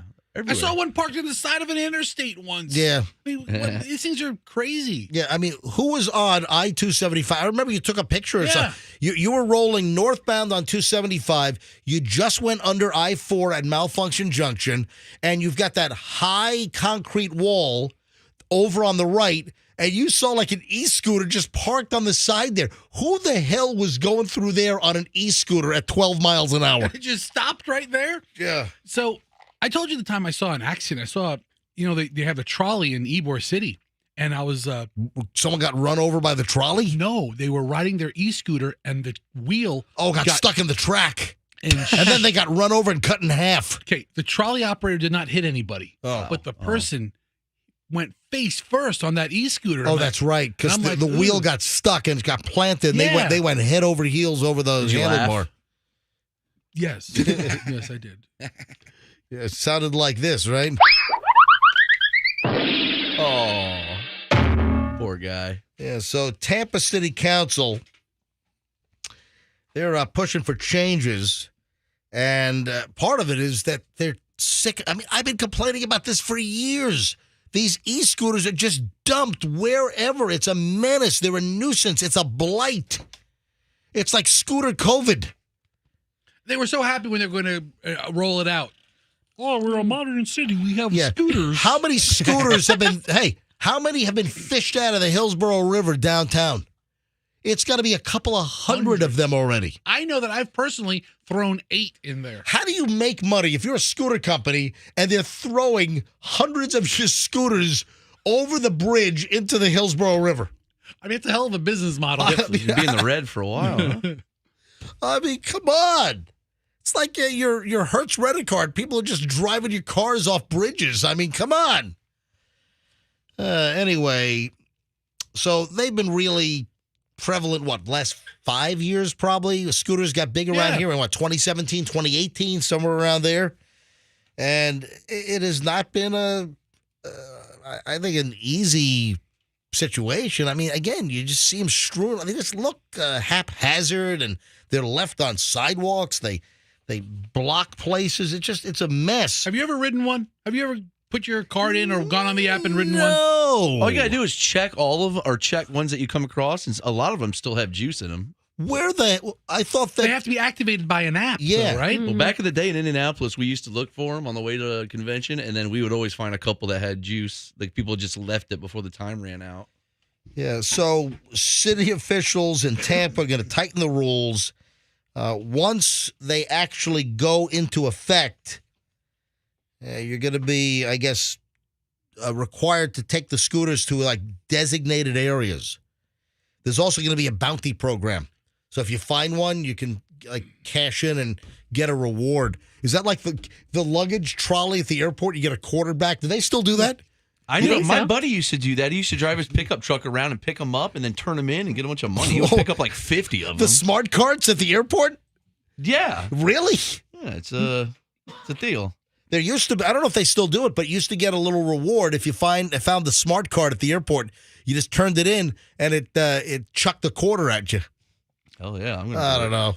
You know what it's like? It's like the Tom Hanks movie. Well, Terminal? Yeah, in Terminal, he made all his money turning the carts in. That's how he survived living in the airport. He figured out he collects all the baggage carts. This movie's so dumb. Yeah. Anyway, so they're going to crack down on these e-scooters here in the Tampa Bay area. We need to invent something else for people to travel on. Hoverboards. Why didn't they just cancel them? Just cancel the freaking e-scooters. Well, now there's too much money involved. There's companies making money. I'm sure politicians are getting fund donations by these e-scooter companies. Probably e-scooter lobbyist who's right next to City Hall. Yeah, I'll run that lobby. Yeah. Oh, no. Yeah. $1 million scooter lobbyists. Oh, no. Get behind me. Oh, no. What's my name from the movie? What? What was my name in the movie? I don't know the movie. I know. It's What is it? The Union movie. Yeah, what is my name? Jimmy Hoffa? Jimmy Hoffa. There you go. I got to move on. All right. All right. There's a Hidden Valley Ranch party in my mouth. The Hidden Valley Ranch party in my mouth. Write that down for your. There's a Hidden Ranch party in my mouth. There's a Hidden Valley Ranch story I love Hidden Valley Ranch. It's my favorite of the dressings. It's good. See, I don't like creamy dressings. Oh no, I'm all cream. You're an oily You're dressing. all cream. I do not. What do you say? Fester's all cream. I'm all He cream. only eats cream. I'm all cream. Cream has its own Cream food puffs. group. Yeah. I do not like creamy dressings. I don't like ranch dressing. So you just like oily based. No, I like vinegar based. I like oil and vinegar. I mean, Oil and vinegar. I like olive oil. I like a great homemade with herbs and spices and olive oil and balsamic. I like the Japanese the miso style dressings. I like Japanese dressing. I don't like the heavy cream dressing. I like ranch. I don't like Russian dressing or Thousand Island dressing. No, I don't like Thousand Island. I like more of an Italian. Oh, I hate blue cheese. Yeah, it's so good. I like blue cheese. Oh, I hate that whole genre of cheeses. I don't like the moldy, awful blue cheesy, like even like gorgonzola. Oh, I love gorgonzola. Yeah. So the whole gorgons, whatever you say, if it's very light in a sauce with pasta, I can do it. But I don't like a heavy gorgonzola. I don't like feta. I don't like. Ooh, I love feta. I'm not a feta fan. I don't like that kind of flavor profile. You like mozzarella? I love mozzarella. I love burrata. I love burrata. Okay, listen, this is a podcast all of a sudden. I love ricotta. This is a cheese podcast. All right. Anyway, so I don't like Hidden Valley Ranch, but they are making. You got to see this thing. I'm going to hold this up to the camera on MJTV. So MJMorningshow.com, you click on MJTV, the link will take you to our live YouTube stream every morning, or after the show, you can go back and watch the Any Day show live on camera, recorded, the playback anytime you want. Look at this thing. They are coming out with like Siamese twin bottles in the shape of a Y. I'm holding it to the camera. Look at this thing. They're coming out with two Hidden Valley Ranch bottles that are like fused together at the neck, and they're tilted away from each other on like a 45-degree angle. And this is some kind of it's a double ranch is what they're calling it. So you can put ranch on two things at one time? That's what it looks like. You get better coverage if you're like getting a big salad? Yeah. You could actually have one aim for your mouth and one aim for your crotch, Fester. That'd be quite the spread. So you can have two like hot dogs next to each other, and because it's a Y, you can actually do both of them at the same time. That's cool. Which, who puts ranch dressing on a hot dog? I would do that. Oh my God, it's awful. It's terrible. I'll put ranch dressing on anything. That's called a double dressing station. That's fantastic! That's fantastic! That's jacktastic! Jacktastic! It's what? There's a Hidden Valley Ranch party in my mouth. Anyway. Hey, MJ, Yeah. I've got a salad dressing I invented. I'll share it with you on the salad dressing podcast. Okay, remind me. It's Hey, a cheese thank you. podcast. Yeah, it's called Somebody Say Cheese. All right, I've got who cut the cheese? I got two things to give away. We've got Bryan Adams tickets. We'll do that now, and then we'll do the final dash cam at the very end of the show. So right now, let's do Bryan Adams tickets. You'd like to see Bryan Adams March 8th at the Amway Center in Orlando. We'll take caller number 30. Caller 30 right now, 800-990-1047, and you've got Bryan Adams tickets right now. Good luck. Caller 30, 800-990-1047, 800-990-1047. Caller 30 right now. So this is Bryan Adams. Then at the end of the show, we'll give away the final dash cam here on the MJ Morning Show, and that is minutes away. I have a lot to do in the final segment here on a Friday, and then I got to go to the airport. We're helping Chloe kind of move out of her dorm this weekend because she graduates in 3 weeks up in New Hampshire. Man, you know what I'm going to be doing? Oh, let me guess. You know what I'm going to be doing about 3:30 this afternoon, 4 o'clock this afternoon? Eating clams or pizza. Damn right, baby. Hold on. Which one first? I'll tell you next, and a lot more on the MJ Morning Show here on Q105. If you need an electrician,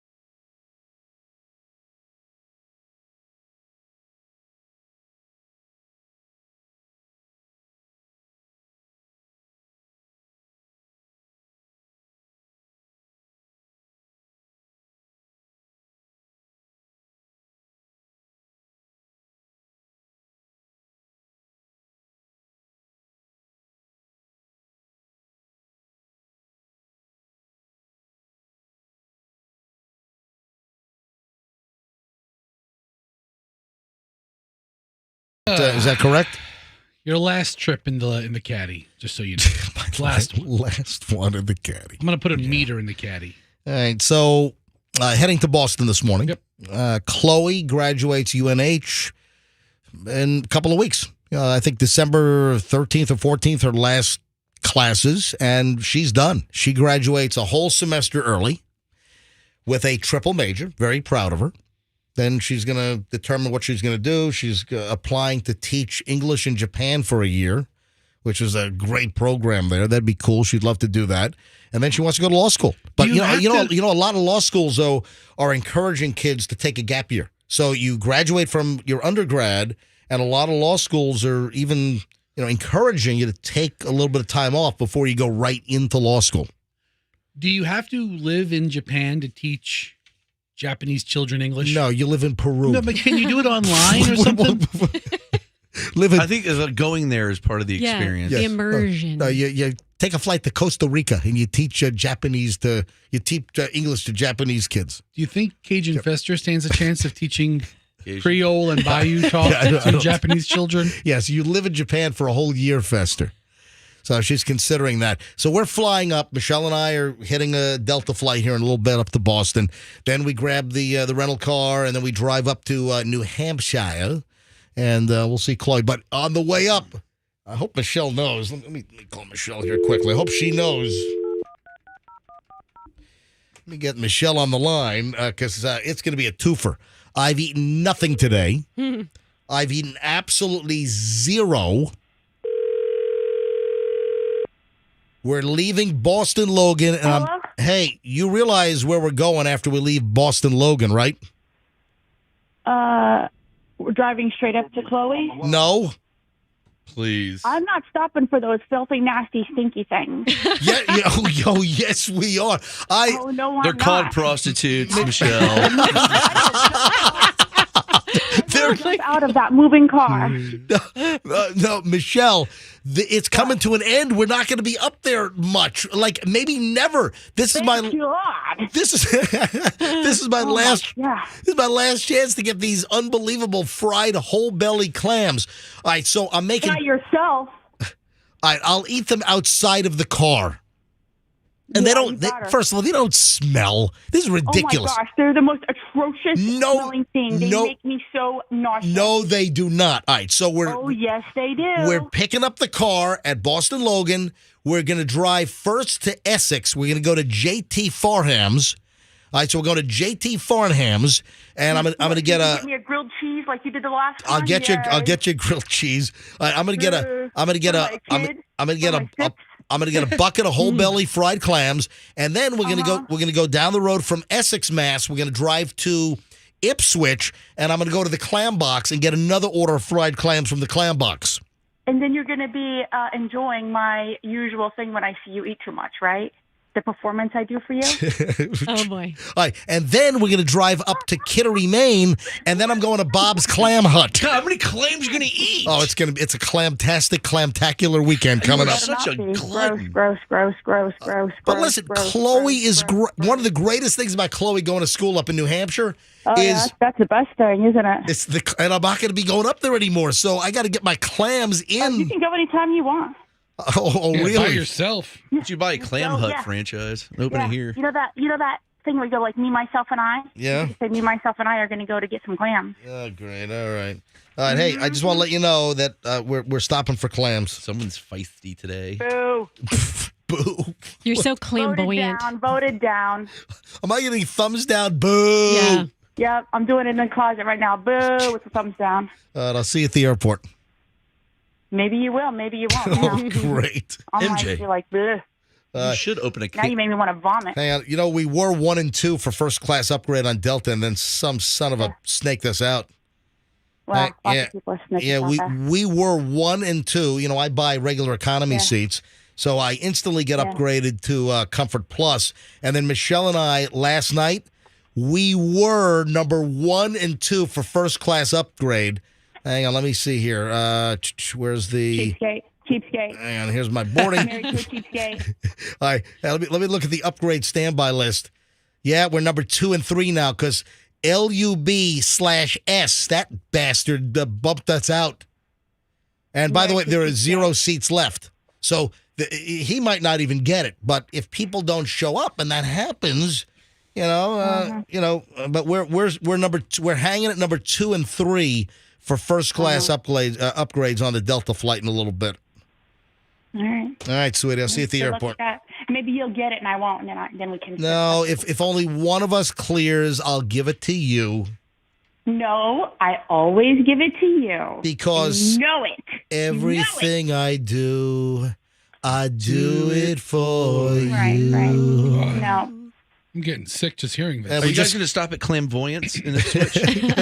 Clairvoyant. I thought of a good business opportunity for you. Yeah, what's that? You should start a clam shack. Flamboyant? Clairvoyant. Clairvoyant. It's where you're really excited and you're almost see the future about clams. So it's fried clams and psychic readings. It's called clairvoyant. Clairvoyant. The clam in the clam, it's like a fortune cookie. It will give you your fortune. Oh, so you open up the clam? Your fortune's good. inside a clam. All right, clairvoyant. That's gross. All right, see you later, Michelle. Yeah, okay. All right. She's in a mood. My little trigger happy that I hung up on her. Man, I am so thrilled, man. I'll post some pictures of me clamming it up good in a couple of hours up in the Boston area. All clammed up. A little north of Boston. So, no, I got 3 places I'm going to hit. So, in Essex, you got Woodman's, you got J.T. Farnham's, and then right down the road in Ipswich, you got the Clam Box, and then up in Kittery on Highway 1, you have Bob's Clam Hut. So, I'm going to be hutting it up good. Mm-hmm. Can you book Cajun Fester at the Clam Hut for a live gig? That's what we'll do. Hey, no, it's just crawfish there. Yeah, he only eats crawfish. We're going to give away the final dash cam here in just a couple of minutes. So dash cam number 20 is moments away. Who will be the last winner? We'll find out momentarily.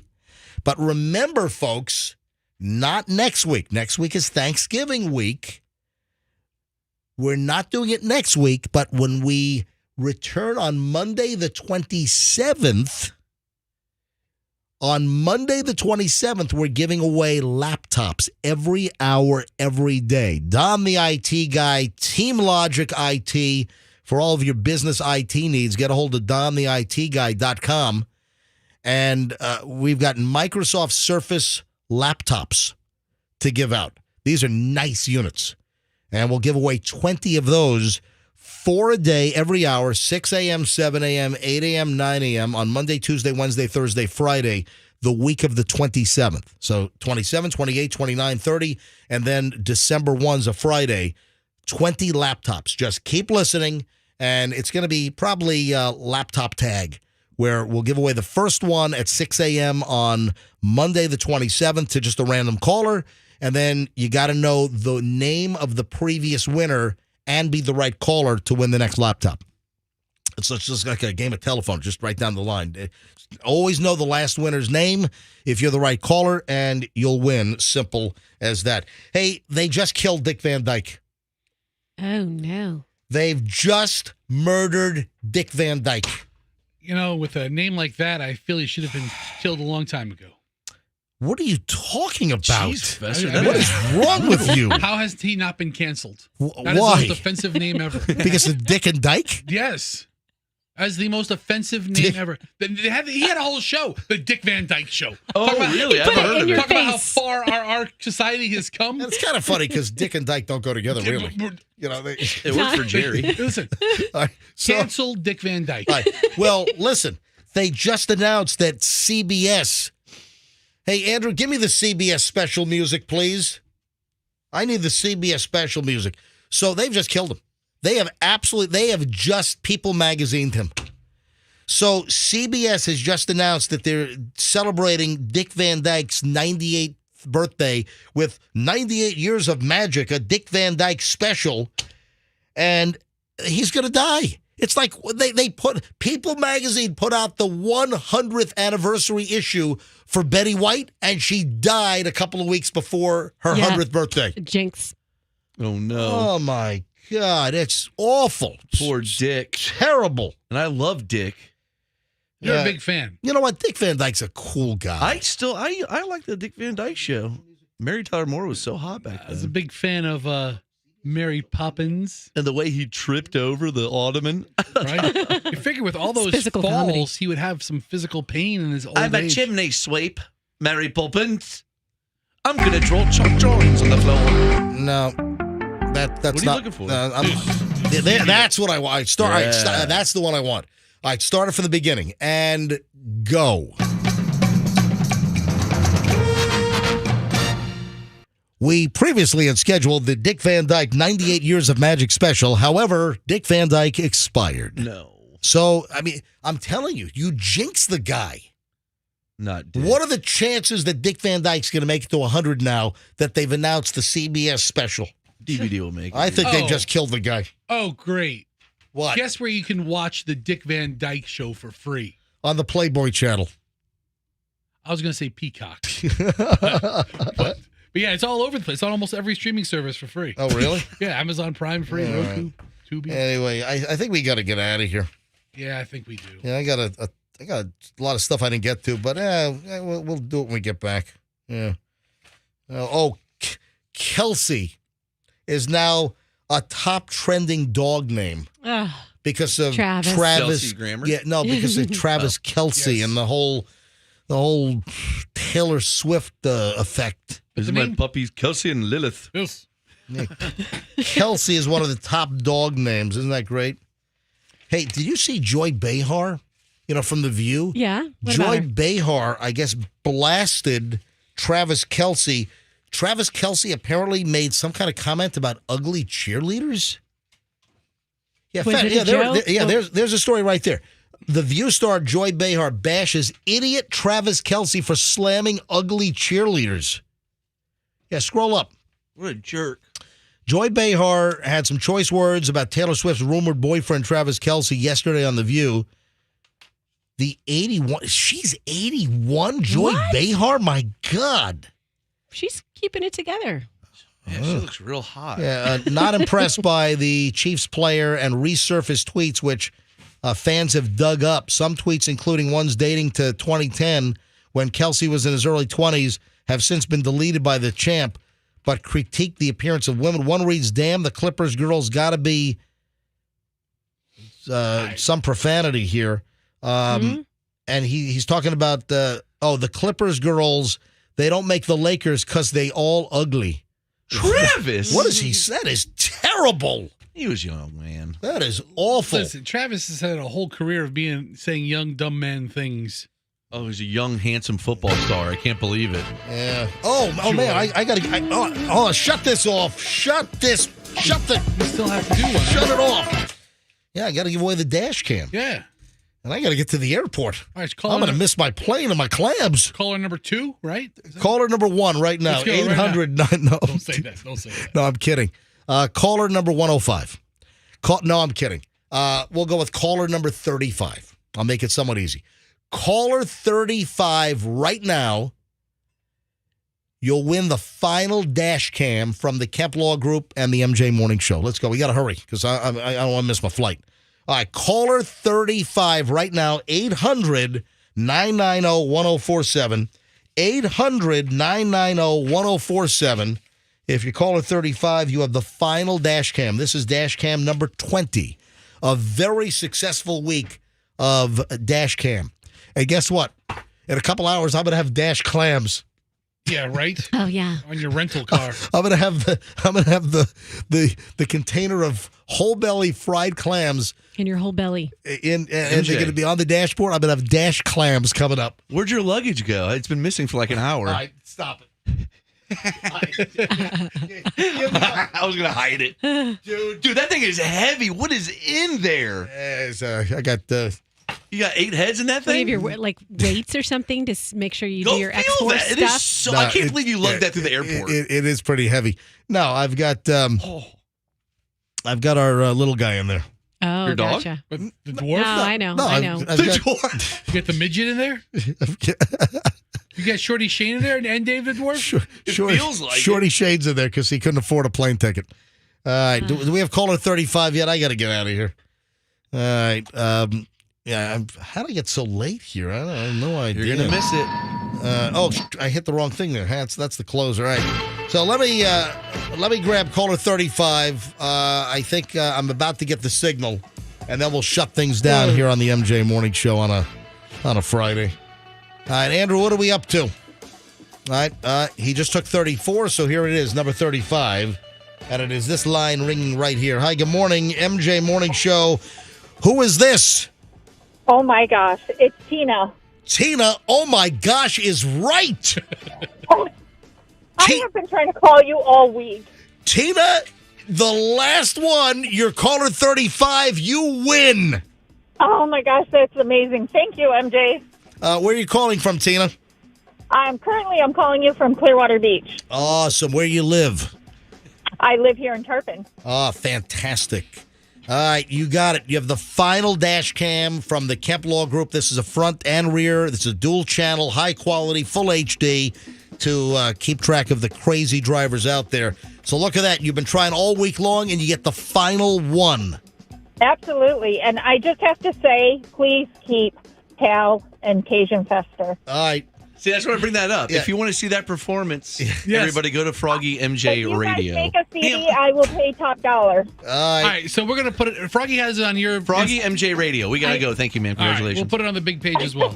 I just sent you guys some footage. Thank you, guys. I appreciate it. Hi, Roxanne. Bye, Roxanne. Hi. Have a great day. All right. Hey, congratulations, Tina. I'm going to put you on hold. Andrew's going to get your information and come by and pick up your dash cam. Congratulations on winning the last one. Awesome. Thank you guys so much. Have a great trip. You bet. Thanks a lot. All right. She is on line 2. All right. Pick her up. Awesome. All right. That's going to do it, folks. I got to get the heck out of here and get to the airport because I'm dreaming of a clam Christmas. It sounds so nasty. Yeah. All right. So best ofs next week. Listen, if you bottom line is the way we do the best ofs, we do the same exact format. And you have not heard a lot of this stuff. So a lot of the stuff that you'll hear in the best of next week, you've never heard before, so it's going to be new to you. And then we're back on Monday the 27th, and then we give away laptops every hour, every day from Team Logic IT, DonTheITGuy.com. Folks, have a great weekend, have a great Thanksgiving, and let's be careful out there.